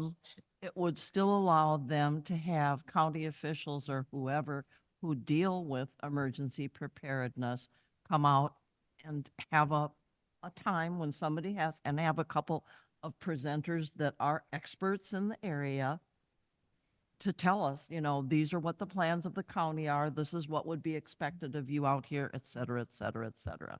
But they still could plan that event. Just as an illustration, we had, after the Stimson Reserve brush fire last summer, we had several people call and come into the Welcome Center that were very concerned. And they were concerned because they had expected that the association would tell them what was happening and tell them what to do. And we explained each time that it was not our role and that they didn't want us to be responsible for that there were agencies in place. And they said, what agencies? And so we were able to give them some suggestions, not prescriptions, but say, well, we get information from these sources, and help walk them through signing up for those alerts. And they felt much better. So it was just the provision of that little bit of information to point them towards a source that would help them to feel better informed and prepared. Any other comments? So if we take out number 6, can we and add coordinate with staff? Can we add in the with forum about. with Okay, the- right. with the suggested edit. Yeah, so with suggested edits, can we take a vote on this? So motion to approve the creation of a safety committee with the approved edits, or the discussed edits. Don't we already have a safety committee? Doesn't Sun Valley staff have a safety committee per our There's a motion bargaining on the agreement? floor. Can we vote on that, please? Well, there still can be discussion. Can we vote? I don't, I believe the safety committee, as you point out, sometimes when at your work, you have presentation from trainers and stuff. I think that has to do with staff and their concerns, that sort of thing, and like, if they're doing construction work, that sort of thing. I think that's what their safety committee is about. It isn't about a Yeah. No, but community-wide. it's called the Sun Valley Community Association Safety Committee, though. Are we, I think it's just called safety committee, right, for staff. It's just a staff safety committee. As a requirement of the collective bargaining agreement, we have a staff safety committee that meets monthly to review incident reports and accident reports and make recommendations for changes to procedures regarding safety. Isn't that an OSHA kind of requirement, right? It's a Occupational safety requirement of the hazard. collective bargaining agreement. not OSHA? OSHA doesn't require a safety committee, I don't think. Their employers usually have to they have to comply with OSHA requirements. It depends Yeah. on what job you have, what risks you have. I'm pretty sure. So Are we done discussing, and may we vote on the motion on the floor? The motion to approve the creation of the safety committee with the discussed edits? Second? All One right. f- Okay. Okay, all in favor? That's Rick, myself, Linda, and Sonia in favor. All those opposed? AJ? Oh, Lori's in favor? Lori? Okay. Add Lori. No, we still had her on there. I thought she was gone by now. I know it's getting late for her. All right. New business, 2024 budget calendar. So a budget calendar was prepared with input from accounting, as well as N&E committee. It was reviewed against the requirements in law, and it reflects also the required deadlines from UNILECT. I do not yet have a final contract to present to the board for approval from UNILECT, and the reason for that is they have been too busy to get me a proposal. However, these dates that involve UNILECT and various milestones in the election process were discussed with them, and they agreed that they could meet these dates. Does anyone have any questions or suggestions for changes? Well, Yes, right. one has to do with UNILEC because we're now, almost 2 months later than what it was last year. And we know that there's significant issues surrounding the balloting and everything. And so I noticed that there were changes on here that talks about mailing out the foreign documents 2 days earlier than the US. Is UNILEC confirming that that's actually going to deal with the issue? Yes, the short answer is yes. And do we know that they're actually going, since they don't have the time to sign a contract, are they actually going to sign the contract? Yes, our discussions have been around that expectation, and these dates are part of what they need. They're waiting now for a bid to get revised quotes around some of the things we've asked for, like an additional post box, potentially using color printer on the envelope to improve response rate. And they're waiting to get a price on that. So how are we addressing the issue? So you're talking about a post office box in Canada? No. It'll be here. Yeah, so through extended discussions, we have arrived at a plan which I can lay out for you if you're interested. Well, we But- can wait till you get Yeah. the contract. I just wanted to be sure that there was Absolutely. discussion. Absolutely. The 2-day advance drop into Canada would be done by the mailer, not by Sudden Valley staff. Okay. So all of the mailing of ballots and receiving of ballots would be under the control of Unilect, which is of course what we want. By dropping the ballots into the Canadian mail stream, we shave 10 days off the delivery time for those ballots. And so they should get them at approximately the same time when we drop them 2 days earlier. So that gets them the ballot sooner. For returning the ballots, what we have discussed is that we will have a U.S. post box for the return of the ballots, but we will begin a communication campaign to all residents. But specifically, we will send letters to foreign members because there are members who live in countries other than Canada and other than the U.S. A handful, but there still are some. They'll receive a letter saying, it's important for you to participate in the election. Here, because of where you live, you really have to vote very early in order to have it returned to the post office box in order to be counted. So that communication campaign calls out their responsibility for voting quickly in order to have their vote be counted, instead of placing the burden on the association, which would be significant and was significant last year, to travel to a foreign country to retrieve their votes. Right. Yeah, I just wanted to be sure that didn't happen. Okay.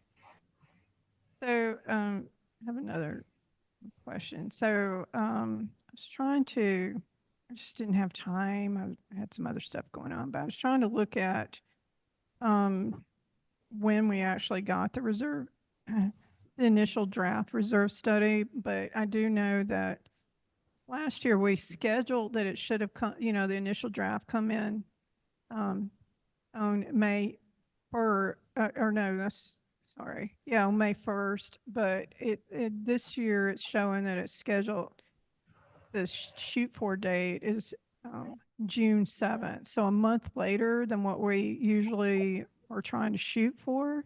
We started making the changes to the reserve study, but didn't have drafts back until much later. So This year we've started making the changes, the updates already to roads using the 10-year plan. Yeah. So we also have last year as practice for how we enter the changes instead of sending them. And that was the big hiccup last year, is why we started, but it took longer because we were expecting that the reserve study would, our contact there would make the changes. So what is the reason for the breakdown of, so it says, Finance Committee will do operational budget input on May 15th, and then they'll do capital budget input on June 19th. So is there a reason for that? Like Why we're asking for input?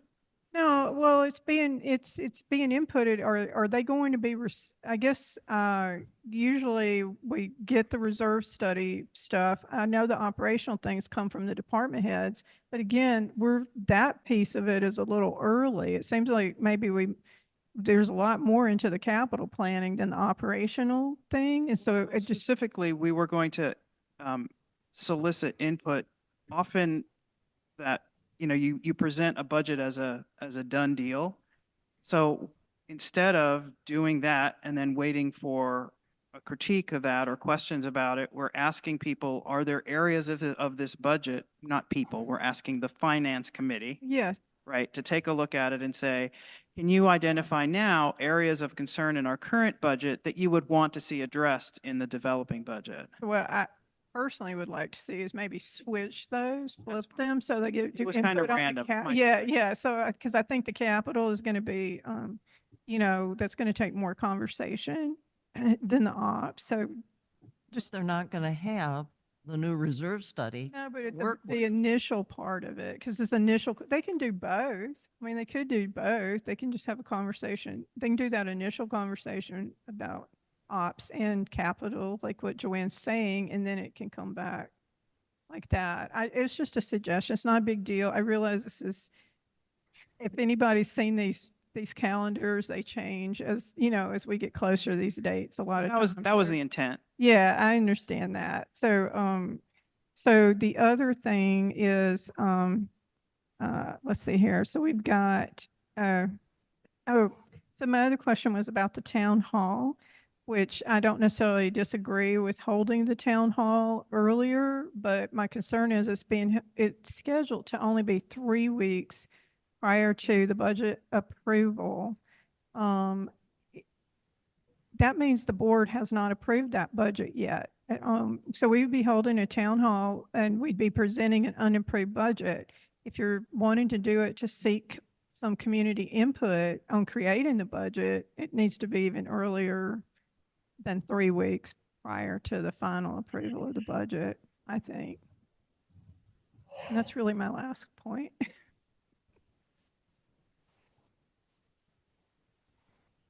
Any other comments? No. Draft, we don't have to do any voting.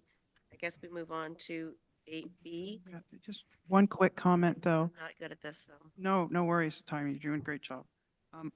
At this time, I would like board members to note that there are some special meetings called out that are important for their attendance, specifically in July, on July 24th and July 25th. One of those days is a regularly scheduled board meeting, but the other is not. So if you could keep that one clear, that would be very important, because the budget's one of the most important things that we do every year, and we want everyone to be present to hear the presentations. We do the operational budget first, and then we do the capital budget. At least that's what's proposed right now. It doesn't really matter what the order is, but it's too much for one meeting. And last year when we split them up, it seemed to work pretty well. And then there's a special meeting on the 5th of September, and that is the meeting to adopt the 2025 budget. So again, that's an important meeting to note, and to leave open your calendar for that date. Thank you. I'm sorry to hold us up. I think you should apologize to Sonia for your comment.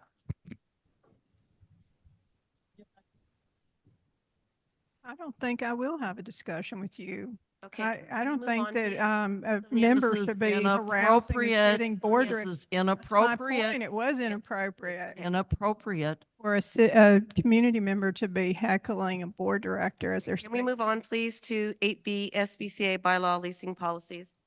Thanks for the support on the civility. We just passed the whole code of conduct and this board isn't supporting it. Our homeowners haven't signed that code of conduct. Oh, well, that's interesting, Joanne. So I provided the board with information based on our current governing documents. So I'm curious because this is the whole reason of why you've lost so many board directors already, is because of this disrespect that goes on within this board and within this community. And the fact that it's okay for her to sit there and heckle me and you both all disregard it. And then try to act like I shouldn't say anything because she's a community member, when Joanne, just last year, you tried to put something forward to prevent that very thing from community members heckling board directors. Okay, Now it's okay because there's a different board majority. I'm not okay with it. It's actually not okay, but the board did Be not choose to cornered by approve. a community member after a board meeting. I've been harassed by enough people after board meetings. In the time that I've been sitting on this board, there's absolutely no way that I'm going to be speaking with somebody who's been heckling me. okay, and we've all had our issues, so can we please move on?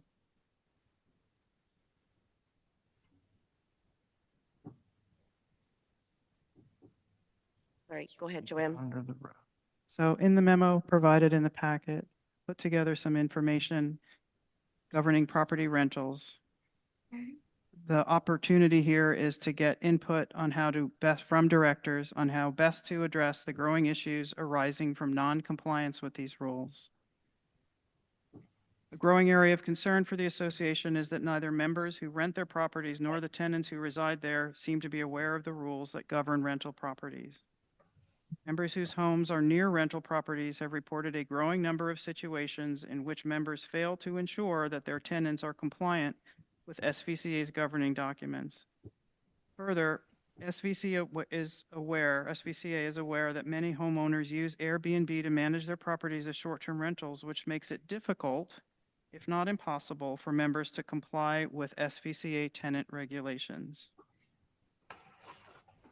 So the way that this memo is structured, I tried to state what the rule was sort of in plain English, and then give the specific text from the document cited that supports that rule.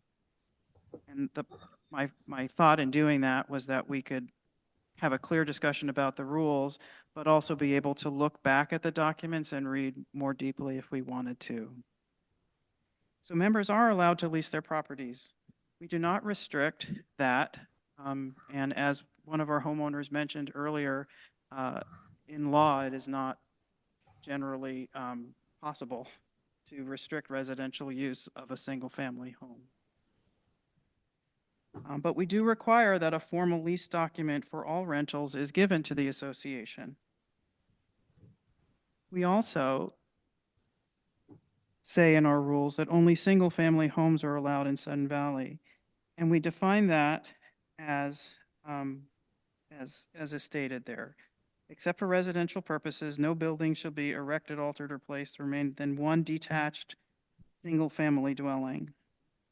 So we can't put up temporary structures, and importantly, we're not supposed to be subdividing those single-family homes into individual units, independent units. It's called like ADUs or apartments. The number of tenants that can occupy a rental is limited in the rules. Bylaws, Article 4, Section 7 says it's one couple with their dependents or not more than 3 unrelated adults. That is a very serious concern for SVCA is the density of housing. And we're in the watershed and there are rules about density. If we also have narrow streets and a limited amount of parking. So we heard some people tonight talking about the repercussions of renting a single-family home that might have been configured to sleep 20 people, but that means maybe that 20 cars are there, and there simply isn't enough room for all of those cars. A member can choose to retain their membership rights or to assign them to the tenants. And what that means is it's about use of the amenities and the amount that is charged to people for the use of those amenities. So for example, if someone is in a short-term or a long-term rental and they want to use the fitness center, we have to know as an association whether the member has given over their rights to the tenant or has retained the rights. If they give up the rights, it means that the tenant gets the membership rate. But if the member retains the rights, then the tenant has to pay the non-membership rate. And that's kind of confusing, but it makes sense. If it's something like a gym membership, that doesn't matter as much because it's a small cost to use the gym or a small cost to join and get a pool pass. But when it comes to things like mooring your boat at the wet slip or getting a dry slip, it starts to make a much bigger difference. The next rule is that members are responsible for the behavior of their tenants, so that if your short-term or long-term tenant throws garbage in the yard, that's a fine to the owner of the home, not the tenant. The other rule, next rule, tenants must agree to abide by and be subject to the governing documents of the association. Again, that should be in whatever agreement is established with the tenant because of what we just said. Members are going to have to pay. And some of our rules are arcane or a little bit different than people expect. For example, the on-leash, you must control your dog rule.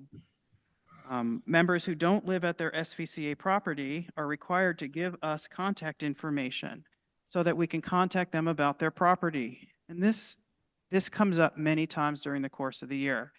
We've had trees fall on properties where the owners are absent.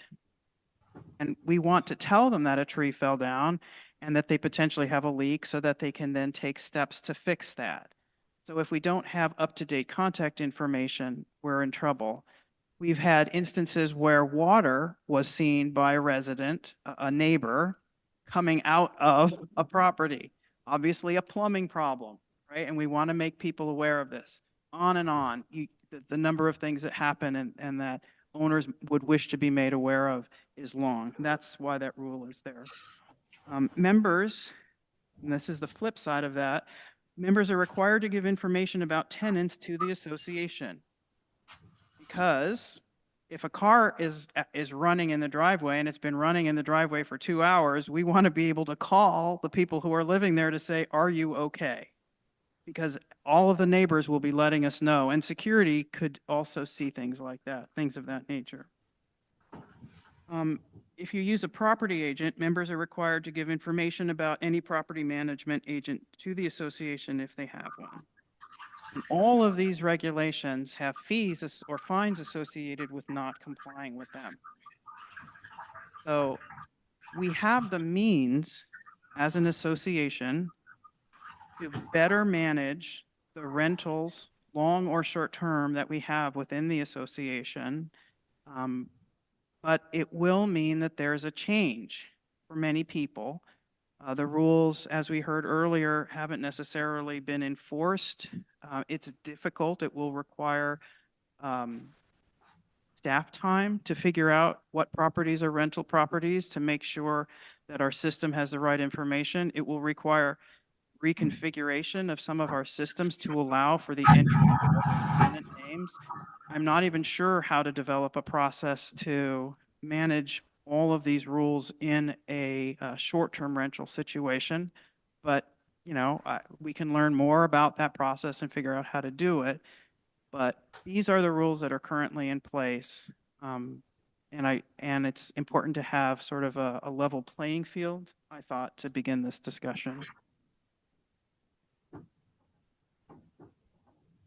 Or anyone else says anything, I'm going to take my chance. I know it's a big difference whether you have someone that's in for a week or a month, and I know a lot of HOAs that do want to allow some short-term rentals have said minimum 30 days, because we do have a place near us, and the people that come in for 3 or 4 days are very different than the person who comes and has an insurance claim and needs a place to stay, and they come and live there for a month. So that might be part of something we could look at. They're just different. They're living there. They're not there for a weekend and partying. So just kind of my 2 cents. But does anyone else have any comments? Rick?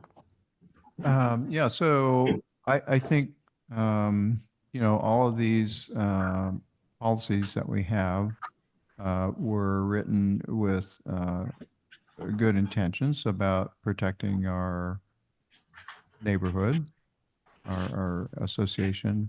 But I do have some concerns about issues that were raised in terms of what HOAs are allowed to enforce and have as policy. And then someone else shared something about, of course, we're not in the city of Bellingham, so we can't really apply those standards. They have, I think, much more restrictive standards than even we have. But I just want to make sure that we are, I think the term was the Fair Housing Act, you know, make sure we're within those parameters.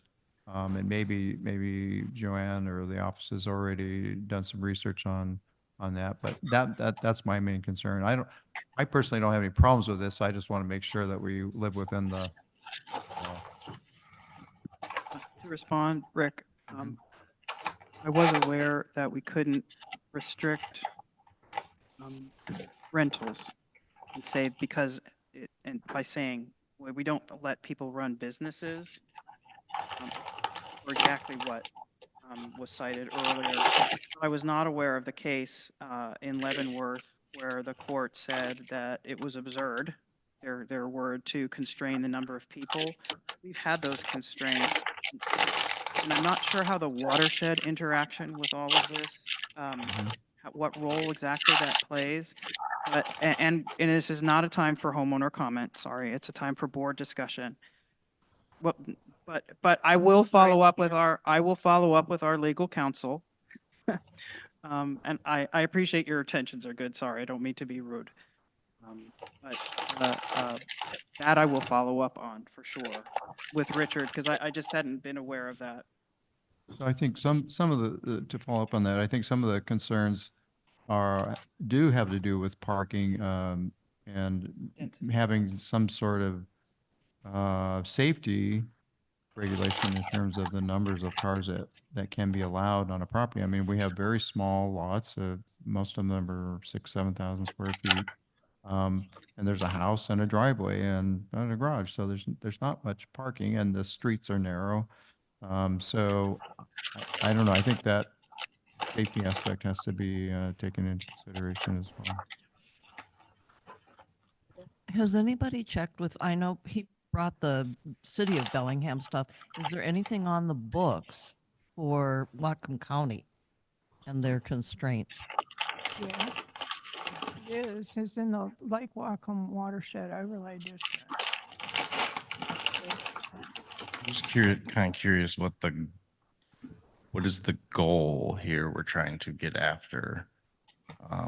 We've kind of stated like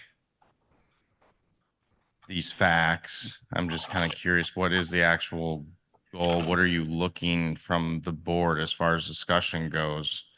You know, because we don't have anything from our attorney to discuss what is the bandwidth, or what is the spectrum of options we even have at our disposal as far as short-term rentals, like Rick said. What is the county code say related to this? You know, can we just follow that? Is that easy enough? Kind of thing. So I'm kind of curious, like, are you wanting the board to discuss restricting these? Are we wanting the board to discuss what's actually allowed by the board to do so the community can better understand that? Or Well, I think that I know that I would like specific direction regarding how to administer these rules, given that no efforts or limited efforts have been made to enforce them in the past. We don't have copies of leases on file. We just don't. We do, and we do have many properties that are leased where the owner has informed us of who the tenants are, and that's duly recorded in our system. And they tell us if they're retaining member rights or if they're not retaining member rights. But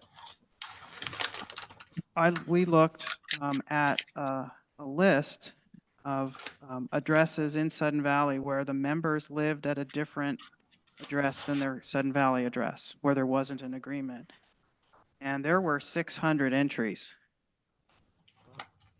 So if this is so widespread in the community, then perhaps some of these rules simply aren't practical anymore. Maybe de facto we do, have uncontrolled leasing, and we may not. So I want to know how we enforce it. I want to know how important this issue is to the board, whether we need to take it on as a high priority and get answers to these questions, or whether we need to focus more of our resources on the other important things that are on our list of activities. So that's what I'm looking for, AJ. okay.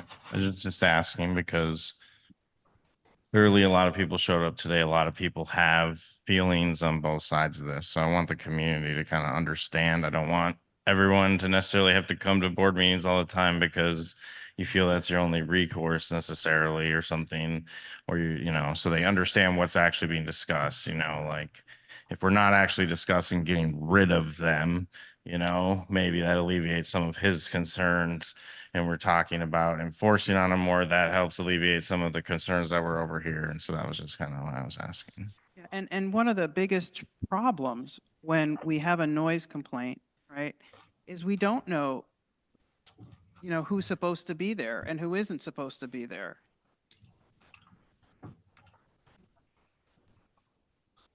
We knock on the door and we say, Sudden Valley Community Association.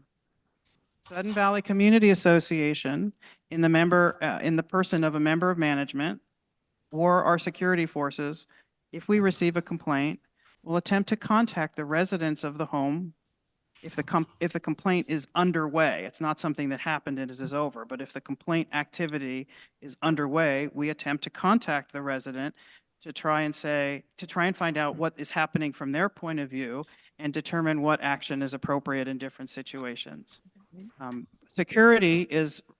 Our security force, I'd like to mention, is what's called an observe and report force. They are not trained, nor do they have a mandate to interact directly with residents when it's, a conflict situation or something that could pose a danger to them. They do interact with residents all the time in an educational way, and to take their complaints. So Point of order. exactly. It's not supposed to keep talking during the board meeting. You have a point? So, yeah, so I think what I'd like to see, I'm in agreement also with Rick and AJ, as I think that we need more input from our attorney, number one, because and I want to be real clear, your points were valid. We're hearing what you're saying, but there was an incident. I've lived here a decade, and Linda probably remembers this, but before I moved here, in Gate 5, there was someone that was operating a B&B. The association's attorney, and I think I heard there was an opinion associated with that our covenants and our bylaws do not allow that type of residential use. And so, I'm not sure if the laws have caused that to change. But, when you hear about, well, it's going to take, X number of people to change the covenants, each association has different things built into their governing documents that allow for change. This particular thing about single-family residences is built so deeply and interwoven into all of our governing documents that it will be almost impossible to unwind. So it is almost going to take a state or county law or ordinance for us to act, even if we went through these motions and changed bylaws and et cetera. We have to be sure Whatcom County would allow it, and that we're not somehow causing that we're not violating our governing documents at the same time. Yeah, that's the question I have is, I'm guessing that operating a B&B was considered a business and that my understanding is we don't allow businesses to operate. So I've heard some rumors that certain individuals have purchased homes here within Sudden Valley with the intent of running it as a business, an Airbnb business. They're not living here. So that would be a question I would have is, how does that fit into residential and short-term rental? So what's the difference between short-term rental and having a business? I mean, so. Yeah, and is it a matter of just defining what short-term is, right? Is it something where we could more clearly state what we mean by we don't allow short-term rental or whatever? What does that mean? And yeah, I mean, we just don't have. Question, I don't know, because we have this policy of not allowing business to operate within Sudden Valley. It seems like a kind of a gray, fuzzy area. So I think that the real answer to this is that the business of renting a property is specifically carved out in our documents as being allowed. And what I am not clear on, but I don't think the law is clear necessarily either, is if you have a lease contract, right, if it's for a night or if it's for a year, it's still a lease contract to use the house as a single-family dwelling. So, right, it's Okay. not, it's a carve-out for the Yeah. leasing of property for the purpose for residential use, right? Now, because of the watershed, because of the single-family requirement, because of all these requirements to comply, to provide information, to make people aware of the covenants, to list them in our, as tenants, the burden of running a short-term rental business within our association becomes higher and may be untenable. And that's what I said. It may be not possible to comply with these rules. And I don't think there has been case law around that aspect of it. But that, I will ask Richard for an opinion if we are willing to take this and ready to take this on as a board. I will get that information and supply it. Does that make sense? Because that's what I'm asking, is how important is this to us? I Because the think it's- situation has existed for some years. Yeah, but it wasn't like this. What's that? I know, yeah, it wasn't to this extent. This has escalated significantly because there has been a large number of homes that have been purchased just to be rented out. That was not the case in the past. My concern is, though, I have multiple concerns, but I want to be sure that, when we're addressing this, that we don't somehow put, we're not being too restricted, just like Tommy mentioned that she has a rental in the lower level, right? We want to be able to allow our members that have, their children are grown and their houses are too big or whatever, that to allow them to bring in some additional income without being a burden, with too many vehicles or noise and that type of thing. We still want to allow them to do, some of these things that can bring extra income. So I want to be sure whatever we come up with, that we have a good plan. The other part of that, with which the heckler brought up, which there is an opportunity here that we could potentially make non-dues revenue, where like I used to live, people that rented out, part of their home, they had to pay like for a permit. Basically, they had to register it and they had to pay a permit, and they had to do that every year. So that so you knew who was in there, you knew if they had pets, you knew how many vehicles they had. And so, yeah, I don't disagree with any of that. Yeah. So, but it's been really unclear for a long time. There's a lot of questions. And I think we all sort of agree that we need to get some better answers, go to Richard, go to the county, and we need to have a very clear policy so people understand.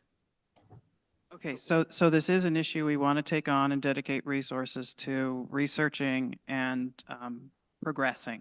Rick, you want to mention something? Well, yeah, so I'm just trying to take a step back and think, if, I don't think it would be as big of an issue if everyone behaved themselves. There wasn't a parking issue. I think just being sensible and reasonable, because there were comments like, well, this house is a rental, and I know some percentage of them they're fine. They come in, they behave themselves. They're like a little family. They're having a good time. What's the problem with that? There's no problem with that, I don't think, to me, right? So it seems to me the issue is with the unruly. And so how do we enforce that? I think that would be my question more than banning it totally.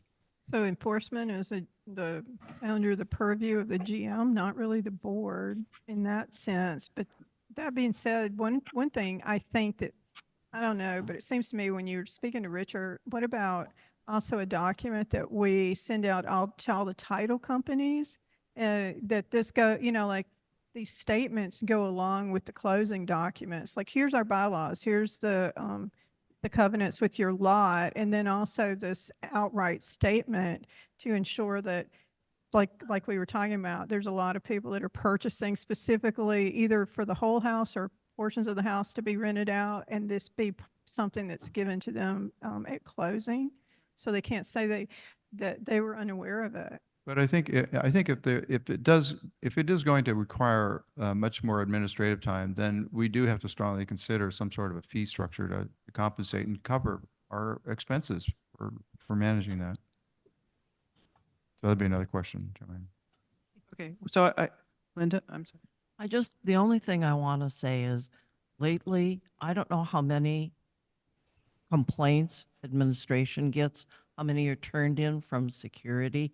I know that recently my board email and email of other board members have blown up with complaints.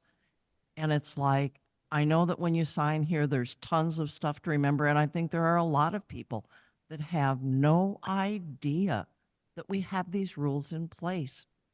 You know, for long-term rentals, the whole idea of having the names of your tenants and stuff, we've had home fires in here. So if a home goes up in flames and the fire department finds a body, whose body is it? Is it the owner's? Is it their tenant? And it's like, it's a perfectly legitimate question to ask. If you have somebody out here with, let's say, a short-term rental, and there's 5 cars with people, and they get in a wreck with somebody. A few years ago, people didn't live out here, but a man died in front of my daughter's home because he was overserved. But it's like, who are these people? They come into our community. They don't live in our community. But there's a real concern, and there's a reason to keep track of the people who do traverse the roads of our community. And it's like all the more reason to have, if you have somebody here, you know, security's going, well, what? Until the sheriff comes, they're the only ones that are able to find out who's, you know, the driver, the license of the car, whatever. We have limited resources for that, for that sort of, to seek that sort of information. So there's a really good reason to try and keep track of people that are here in our community, whether it's short-term or long-term. I have another question. I don't know if it's possible for some of these businesses, Airbnb, VRBO, to electronically share whoever is going to be renting it. I mean, normally, well, I don't know. I don't know how this works actually, but do they have to list who's renting it and contact information? Maybe just having that shared somehow. Yeah, I think it'll be necessary, once we get an understanding of the legal position, to understand the mechanisms by which we might get some of this information once we determine that, you know, this is something that the association needs to support and deal with.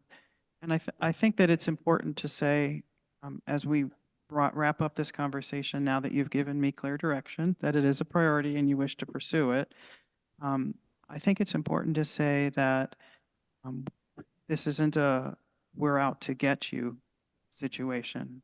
This is not, you know, we're aggressively going after people who operate short-term rentals with their properties here.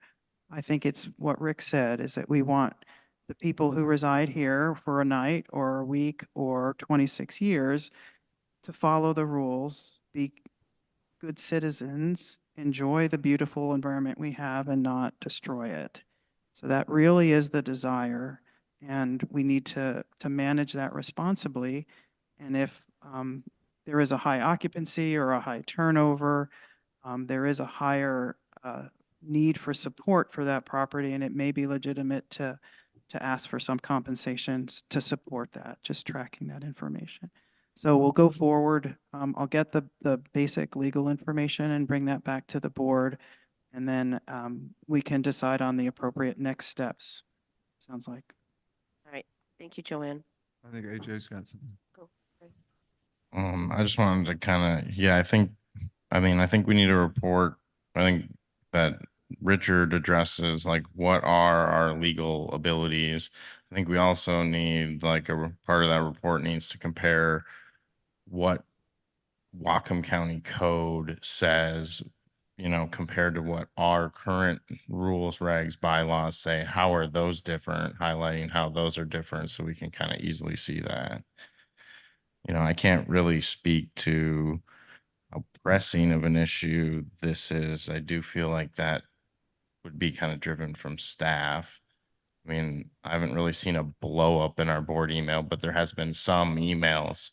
I think we get a lot of hyperbole when people have a lot of strong feelings about subjects, and like the whole car thing and stuff. There's lots of families that have 6 cars, you know, in their house. And so like, you know, I'm very reluctant to infringe on people's ability to utilize their private property the way they need to support their family and deal with their business, because that's a private issue and we have no business in that. So I want to be clear what we're allowed to do. I want there to be clear discussion on those goals, because I do understand where everyone over here is coming from too, as well as like issues can arise.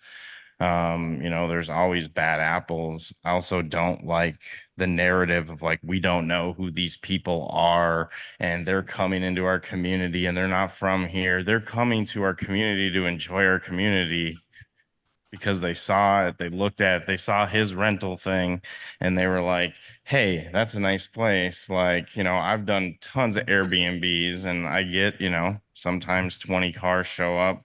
I would imagine that's hopefully that's not the norm. If it is, then that definitely, you know, so I think, you know, it's a delicate balance. You know, I even see some things in our current rules that are just weird. Can't have 3 unrelated people. I can't rent my house out to anybody but a family and get market rate because I can only fit 3 people in my 5-bedroom house. It says you can have up to 3 unrelated adults. Yeah, so I can't rent my 5-bedroom house to anybody but a family that's related at top market dollar, because usually market value is driven on how many bedrooms you rent. I have 5, I can only rent 3 of them really. You know, and so if I want to rent my house out, like that restricts my ability to use my house the way it was built and approved to be used, you know, regardless of if it's a short-term rental or not. So, yeah. Yeah, sometimes looking at the rules does shine a light on things that need to be updated. So Joanne, you can bring that back and then we can have more information we can discuss further. So thank you. So the next point is 8D, free community events discussion. Did ask for it. We didn't write up anything, yeah. Okay, well, I would like to see a policy where if someone is going to, and we didn't write anything up, but just to kind of get some feedback, if someone is going to provide a free community event for everyone, it's not to promote a business, even if, I'm trying to think of the example I gave you, but as long as it's not, it's secular, so it's not a religious event.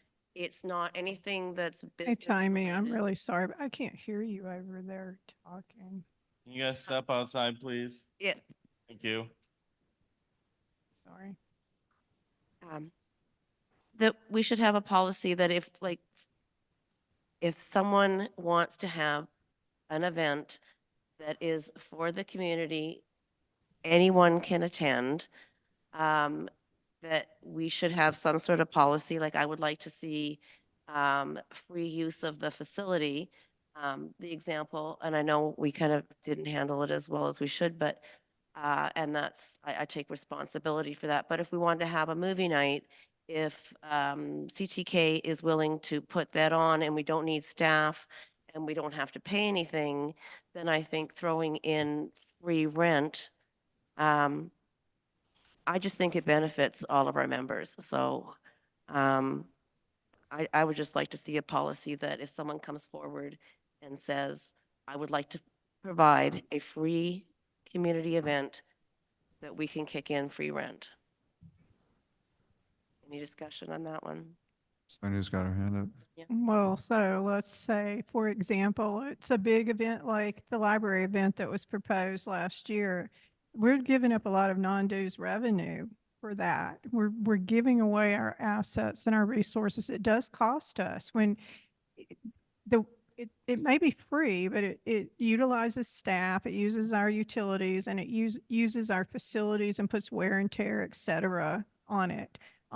Even when CTK comes in here, they use the chairs, they use these tables, our system.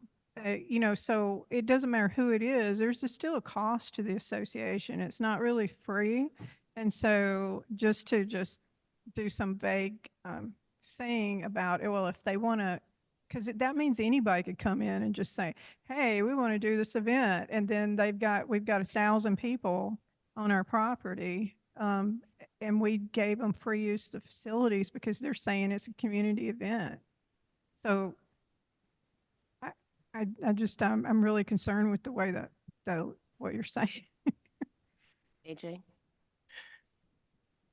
Yeah, I don't think the city of Bellingham is getting or Whatcom County is giving all of its residents free use of their facilities because they want to have an event that they say the community can attend. I just don't think that's the way it works in the real world. So I don't think that's an appropriate thing for us to do. Plus, in a specific example of CTK, it's specifically spelled out in their lease that they're required to pay fees when it's not during certain use times. And so like, yeah, they get reduced fees because they're a tenant here that, does provide benefits to the community, with their business that they run. Linda? I was just gonna say, I know lately I've seen a lot of stuff on Facebook for different things that are free events like planners, that sort of thing. But I see things like the realtor across, they do free shredding that's coming up here soon. I intend to take advantage of it. That's here for the Valley. It's nice because I just have to go down to the Valley Market. They'll shred my stuff. Doesn't cost me anything. I don't have to go to town. And it's like, I think when we have events like that that are from other entities that are within the Valley, that we should be able to put that on our e-blast, and I think they've already posted it in the paper, but I'm saying it's things like that that I think we should try and do more. They also, it's this, it's Remax. They do free ice cream in the summer. Yeah, but that's not on Sudden Valley, so it No, doesn't it impact isn't. us. It's just, it's within this, it's like, I'm sorry, the community doesn't stop within the walls of this valley to me. The Valley Market is very much, to me, part of my living here. Yeah, but we're in charge of this HOA and the governance of the HOA and overseeing the common areas, Yeah. and taking care of our assets. So it doesn't matter to us what Remax does over there. Now, if you're just saying, well, I want to put a community calendar, there's supposed to be one in the views that was written to any free event that was a local community event that was open to the public. It's supposed to go in that community calendar. There was some issues, I think, Joanne could probably recall. I mean, it kept being promoting Linden stuff instead of things local to us. But I mean, I don't think anybody's opposed to saying local free events can be, put in that community calendar because it's good. People like to know what's happening in Bellingham that they can take their children to and things like that. So that's one thing, right? But giving, waiving rental income is, I'm not going to support that. Well, but does it provide an event that we wouldn't have otherwise, that the community wouldn't have the ability to have if, or even just outdoor movies or whatever different groups want to provide for us? If they're saying, if I have to pay that, I probably won't do it, but if I can just use the facility, they would have to put an application in, and we would have to approve it. But if we see more benefit than negative to the community, then I think that should be the criteria. To have a free family event that they wouldn't have otherwise is pretty nice. AJ? just think that's a personal opinion and agenda. You think it's beneficial to the community, the next person doesn't. Another person's indifferent, another person thinks it's detrimental. Like a lot of people can have a lot of different opinions on that. So like the board's that's just injecting personal. There's no other way than to inject personal bias into making those decisions on the board. It's like, do you as a board member support this event or do you not, basically, is what like you're saying. Like, because at the end of the day, like, it's the city of Bellingham, again, is not giving away Blodell Donovan's big conference room or some other facility that they have just because the council thinks it's beneficial to the community. Like staff would not do that at the city. Like, like that would just be weird. I don't think council would get a lot of good graces in the community if they were just like picking and choosing winners, basically. Right, because that impacts our dues, right? Like, so when you do that, like I said, there is a cost associated with these things. We need to be, we have a responsibility again to our common assets, and not to entertaining our membership. And even though that part of it is to create activities and at these assets that we have, that's one thing, right? But it does not mean that we lose money. We need to be finding ways to increase our revenue and quit putting so much burden on the dues payer members. Linda, and then Rick. I think that, that's a whole part of it. And I think you need to read your restrictive covenants, because that's one of the reasons that this place was formed, was for activities for the members and stuff like that. And it's like, we've really gotten away from that. We have 4 events a year. Go look back a few years. There were a lot more than 4 events. And it's just, I'm saying, we have younger families now. I think they like taking part of this. Just as a simple thing with the tree lighting and the cookies. I didn't think many people would come because it wasn't really widely announced. And yet we had a whole bunch of kids running around in here, parents visiting with each other, and I thought it was really great. And I'm just saying, I think we need to look at those sort of things. Yes, that was Sudden Valley's event, but I'm saying we need to be offering these opportunities. Do we have to carefully make sure we're also, not giving away the farm? Yes, but I think there's opportunities there that we haven't looked at yet or even explored for a long time. So there's also, oh, I'm sorry, go ahead, Rick. Yeah, so to mildly counter what you said, AJ, the city of Bellingham, actually, I attended 2 free outdoor concerts and got some free ice cream. And I don't even live in Bellingham, but I pay county taxes. That's just, it's a free thing. They're collecting taxes and they're putting on some of those events through the Parks and Recreation. But anyway, I think it should be on a case by case basis. And I think for the most part, yeah, we really do need to be looking for where we can pick up a few dollars. We have our rental fees. But if there's overwhelming support from the community to have some additional free events that we can squeeze into our budget, I'm open to listening to it, but I don't think I would just say, carte blanche.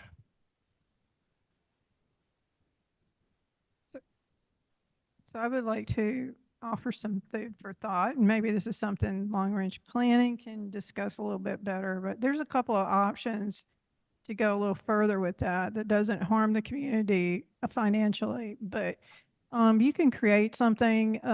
We had talked about this last year where we, create something similar to a giving fund where people donate, and it's for this type of thing, community activities and community building events, but they're able to donate, or you can fundraise, like let's say the Valley Fair, if it turned a profit, that goes right back into that fund. I'm just using that as a suggestion. Like there's a lot of ways. The other thing is that we can build a policy to start charging sponsorship. If we were having events, then the sponsors would actually pay to, to have their name promoted with the event and things. So I want to be real clear. I'm not saying that, oh no, we should never do anything. I'm just saying, under the way the brush that you've painted it with, I don't agree with giving away, free rental and everything. But I'm certainly open to trying to find a way that we can generate some kind of revenue that would allow that to happen and create more of those type of events. All right, well, we can discuss it further. I was away and then I'm going to be gone again, but I will look at something a little more specific. But I did want to get some initial discussion on it. So maybe we can try to find something to provide more events for the community. And then our next is ACC fines and fees. Thank you. The purpose of this memo is to ask the board for approval for the proposed 2024 fines and fees related to architectural control guidelines. The purpose of the Architectural Control Committee is to protect individual property owners from the results of indiscriminate construction by others that would adversely affect surrounding property values and the general aesthetic quality of Sun Valley. To do this, the committee reviews each proposed project to determine whether it complies with ACC policies. Committee members spend many hours reviewing each application, visiting each site, and meeting to discuss and then vote on each proposed project. Each homeowner and/or builder that participates in this process also spends time and money preparing the application, providing additional copies of plans and county permits, and meeting with the committee often several times before approval for their project is granted. The only means available to SVCA to enforce compliance with the ACC process and its guidelines is through the charging of fines. If no fines were assessed, what motivation would homeowners have to add additional time and cost to their projects? The current amounts, the ACC fines, do not offer a meaningful deterrent to potential rule breakers. In the words of one resident who was told that going ahead with a project without ACC approval was against the rules, that's okay. If I get caught, I'll just pay the $100. Builders have even less incentive than homeowners to follow the rules. Building homes is big business. In 2016, the median price of a single-family home in Washington state was $315,900. In 2022, the last year for which data are available, the price for that same single-family home had risen to $647,900. That is more than 2 times the price in 2016.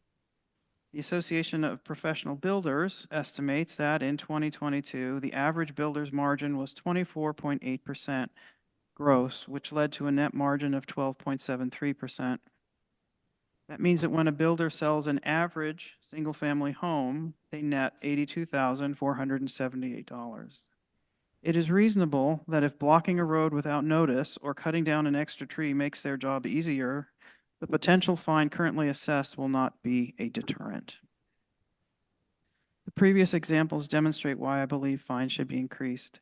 I also believe that it is necessary for SVCA to significantly increase the fees associated with new construction and exterior alteration requests. In the past, application fees were determined based on the cost of required inspections. I do not feel that is adequate. The costs of managing a new construction or major remodeling project for the association go far beyond the simple cost of the inspection. Security drives by each project every day and fields multiple complaints from residents about those projects. Builders call the front office to ask questions. They give us notice for road closures. All of these small administrative things add up over time. And the cost of building activity in wear and tear on the association's roads and other infrastructure is significant as well. The fees and fines assessed by SVCA for new construction, exterior remodeling projects, and violations have not been increased significantly since 2016. I believe it is important for SVCA to make the significant increases that are recommended in the attached table. Approving the proposed increases will reinforce to the community that compliance is important and will allow the association to recoup some of the costs created by active construction projects. For these reasons, I recommend that the SVCA Board of Directors approve the proposed increases to the ACC fines and fee schedule. Any discussion? Sonia? Yeah, so I don't have a problem pretty much with anything in here except underneath where it goes, ACC trees, vegetation violations. It just says cutting/limbing trees on owner's property without prior ACC approval. And that'll be up to $5,000. That's a lot of money. So is it possible to expand, like take out limbing? Because inappropriate limbing is addressed on the next one, topping, windowing, or excessive limbing. And then we can say cutting of trees. But wouldn't there be like a size limit of where it has to go to the ACC, like over 4 inches in diameter or something like that? Like that we could specify. I'm going to tell you why I'm saying this because when I first moved here, the association utilized a security manager or compliance manager, and that person was actually harassed owners, and people got excessive fines depending on whether or not you were popular with the GM or not. And I've had personal experience with that. I just want to be sure that just because somebody's limbing on their property, they're not going to be in the future assessed a $5,000 fine. You know, I would like to take out limbing because we've got, like I said, we address topping and windowing and excessive limbing in the second one, and then cutting, if we can say the size of the tree that has to go to, isn't it 4 inches? 8 inches. 8 inches. Over 8 inches in diameter requires a permit Yeah. and approval from the ACC. So if we say that, cutting of trees greater than 8 Well- inches in diameter. Okay. I'm certainly okay with taking out limbing since it's addressed in the next one. I do want to say, though, that if a person doesn't want a tree on their property because of whatever reason, if they excessively limb that tree, they probably are going to kill it. And then it will become a dead tree that presents a hazard and they'll be allowed to take it down. So excessive limbing is important. Yeah, no, I don't disagree with excessive limbing, and windowing is horrible, and topping and all of that. I'm not disagreeing with that. I just want to make sure that these things don't, I realize where we are today, but it wasn't that long ago that the situation, these things were abused. And so that's why we're kind of nitpicking and wordsmithing on some of these. Yeah, no, no one would want these things to be used punitively, but they're meant to deter people from doing things that would be damaging.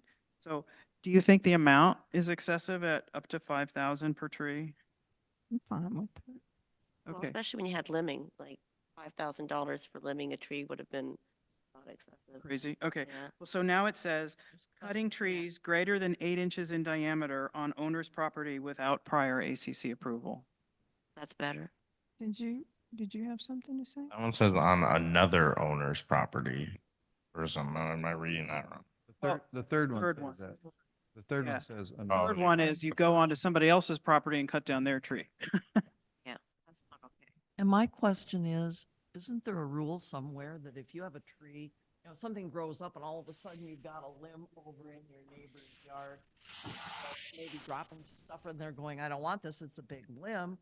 Aren't you allowed, you can cut that off. You can't cut the whole tree down, but you can cut a limb that's overreaching onto a neighbor's property? There- Am I dreaming about that? No, I think that's, I think, I recall reading something about you can limb up a certain height, but it's only like 6 feet or 8 feet or something like that. And certainly trimming the end of a branch isn't limbing it. Isn't don't it if it think. goes onto your property, you I don't- can, That's what I'm saying. It's like, I don't know about this one. That's why it happened. Okay, well, okay, so cutting or limbing trees by physically going onto another person's property seems like a bad idea. Mm. yeah. Definitely. Yeah, I think that one's fine. Okay, AJ? Yeah, I just curious, are all these related to, like, I don't think they are. So they're not all related to new construction. I've seen them mostly applied though in those situations. So yes, the cutting of trees doesn't have to necessarily be new construction. But it's part of the ACC guidelines and it's part of our community. And so there need to be some controls on what trees are cut. Yeah. Well, I'm just curious, because like looking at like these, like, for example, one of them, God, I think this is so loud tonight. Exterior remodel or addition fees, tier 1, tier 2, tier 3. Hmm. Like, what is tier 1 exactly? Like, It has to do with the required number of inspections, and those are defined in the application packet. okay, Yeah, so, but those are like big things. yeah, like Like, if we're you, not gonna end up charging someone a $750 fee to do a $200 landscaping project or like some new light fixture or something. Are we talking, I guess this question's for Daniel. Is a remodel a physical thing of a structure? Is it a physical thing or a structure? Of a structure, because he's talking about if you do a landscaping project. Yeah, like Does that what include is this? painting your house? no, that's not considered a remodel. That's just an application for an exterior alteration, but there's no inspection required. Okay. But it's not just for like, he's saying it's not just for like, you want to change your light fixtures. So if somebody wants to change your light fixtures, they need to. It's if you require inspections. Yeah. So like, Okay. Yeah, I'm gonna add. Or then like another, Control like, or- I understand what you're saying. Like, another example is there's this section in bold, violations of covenants, bylaws, rules and regulations, or ACC guidelines not specified. First violation, second violation, subsequent violations.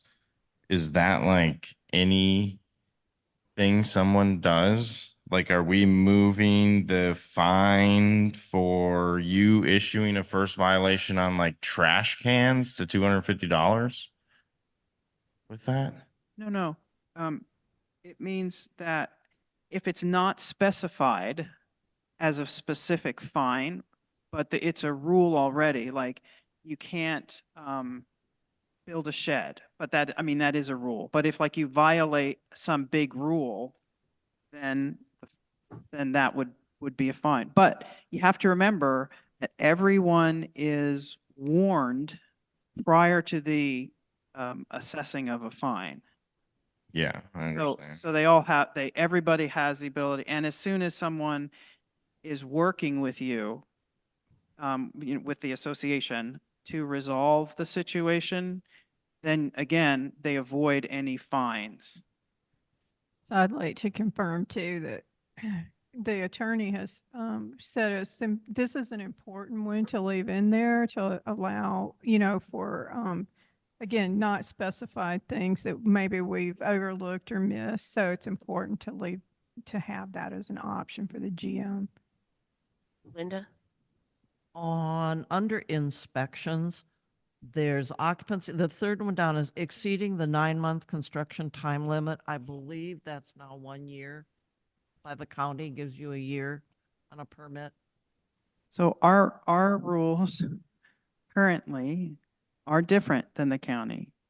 Our first permit is of 9 months duration, and the first extension is for 3 months to reach that the full year, and the first extension is free currently in our structure.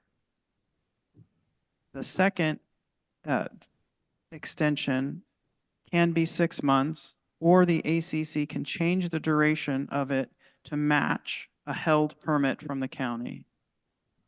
And that costs $100. So we currently allow builders to go as long as 18 months and sometimes longer for only $100 extra over the fee.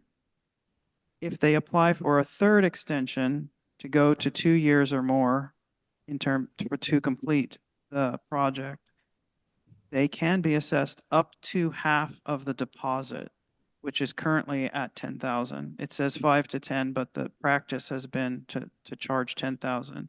So you go from saying, okay, your application fee is $3,500.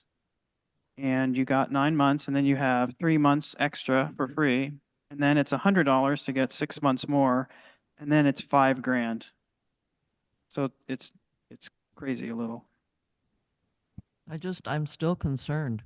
If the county issues a building permit for 1 year, aren't we in conflict with county regulations? I actually looked it up tonight. That's why I was concerned. Well, one of the issues that we're concerned about is there are a lot of part-time home builders. I live next to one right now, and they work during the weekends. I don't know how long they could go on. They could go on for 2 years, 3 years, and under the current terms, I mean, the highest you can get charged is 5,000, and that's it. What else can you do? But we definitely need some sort of deterrent, keep them from just going on and making Sudden Valley just a big construction zone. And that's the kind of thing we're looking at. We need a deterrent. If they work full-time on projects and put more resources into it, they can get these done. But at this point, they're not doing that. We get extension requests every meeting. Are they for less? Is it less than, like, if it comes from the county? Because don't they have to get something from the county first? Yeah. Because I'm saying, yeah, that's where I was looking at. We this could and why follow the I'm county's confused. milestones for when the extensions happen, but we can create our own fees. I And don't that's an care option. I was concerned about the 9-month limit rather than the 1 year. Well, You I can always think be it's- more I restrictive. think it's based Can on. always be more restrictive. Yeah, but Rick? We have a house next door to us where construction was started in the July of 2018. That's a bit more than 18 months or. Yeah, that's going on. There are builders who consistently take longer than others to build homes. Can we change that refundable completion deposit? Can we take out the 5,000? Because from what I'm understanding, we're rarely using that 5,000 anymore. Should we just make it a straight 10? On same area. Yeah, I'm proposing that it Inspection be fee. changed. It's currently stated in the fee schedule as 5 to 10,000. And it has been assessed at 10,000 for the last several years. I'm proposing that we make it a flat $20,000 to reflect the higher level of all these fines. Right, I looked at that incorrectly, yeah. All right. Any other comments?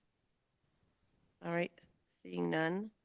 Can we move that the SVCA Board of Directors approve the proposed increases to the ACC fines and fees schedule with the changes as discussed? Second. All in favor? I know. I know. We're getting close. Was there a vote? Yeah, it was unanimous. you Oh, voted, they're approved, that's AJ? awesome. you Yeah. voted in AJ, you voted yes, right? Um,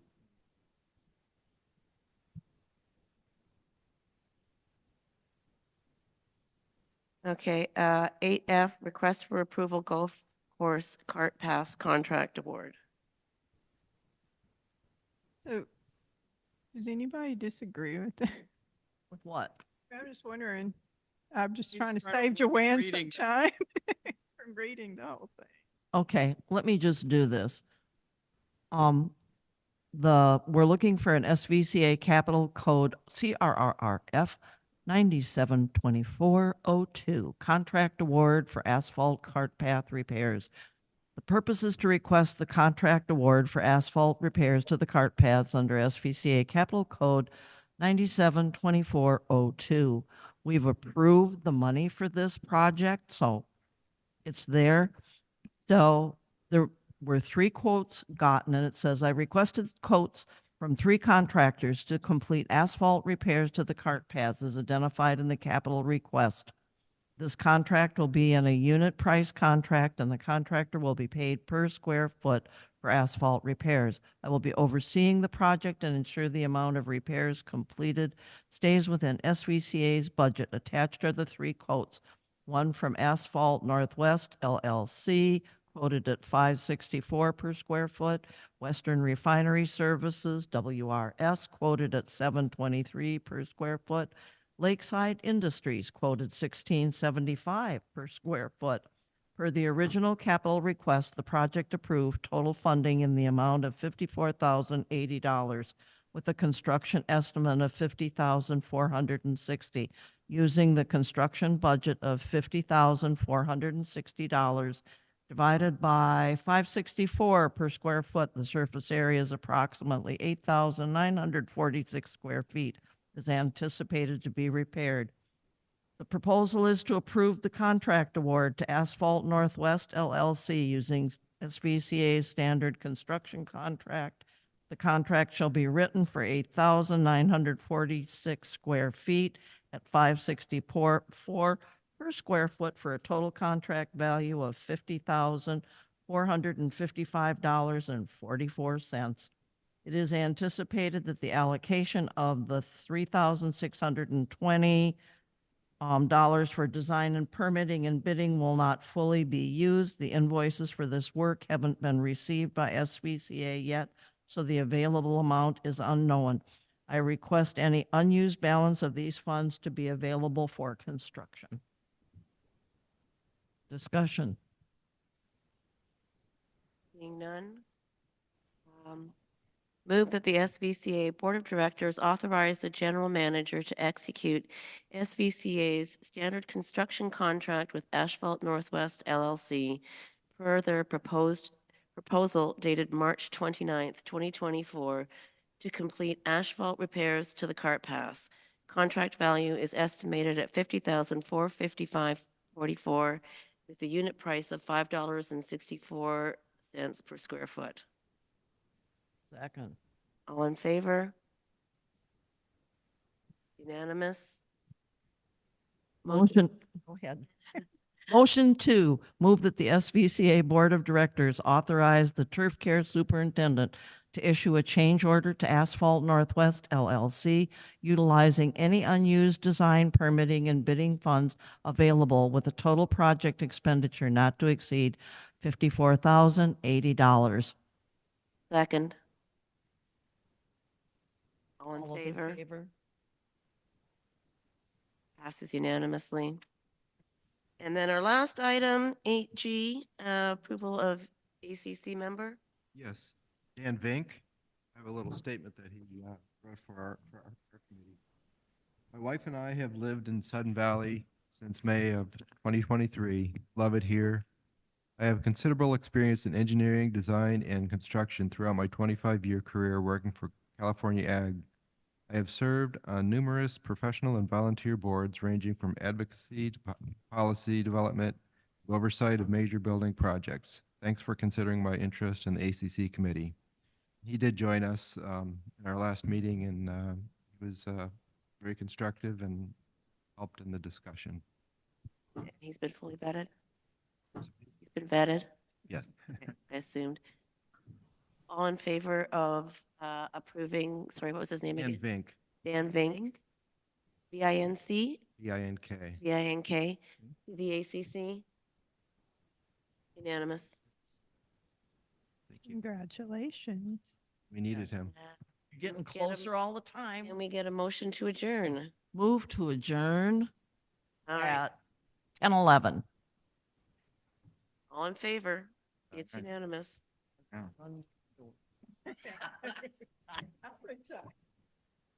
Raising my hand at the wrong time. Good job, Tony. You did really well. Yeah. Thanks. Good one, Like, Tony. it's always easy when you're sitting next to the person doing it. You know? Trying to give you a great chance. Trying to use a great voice. I know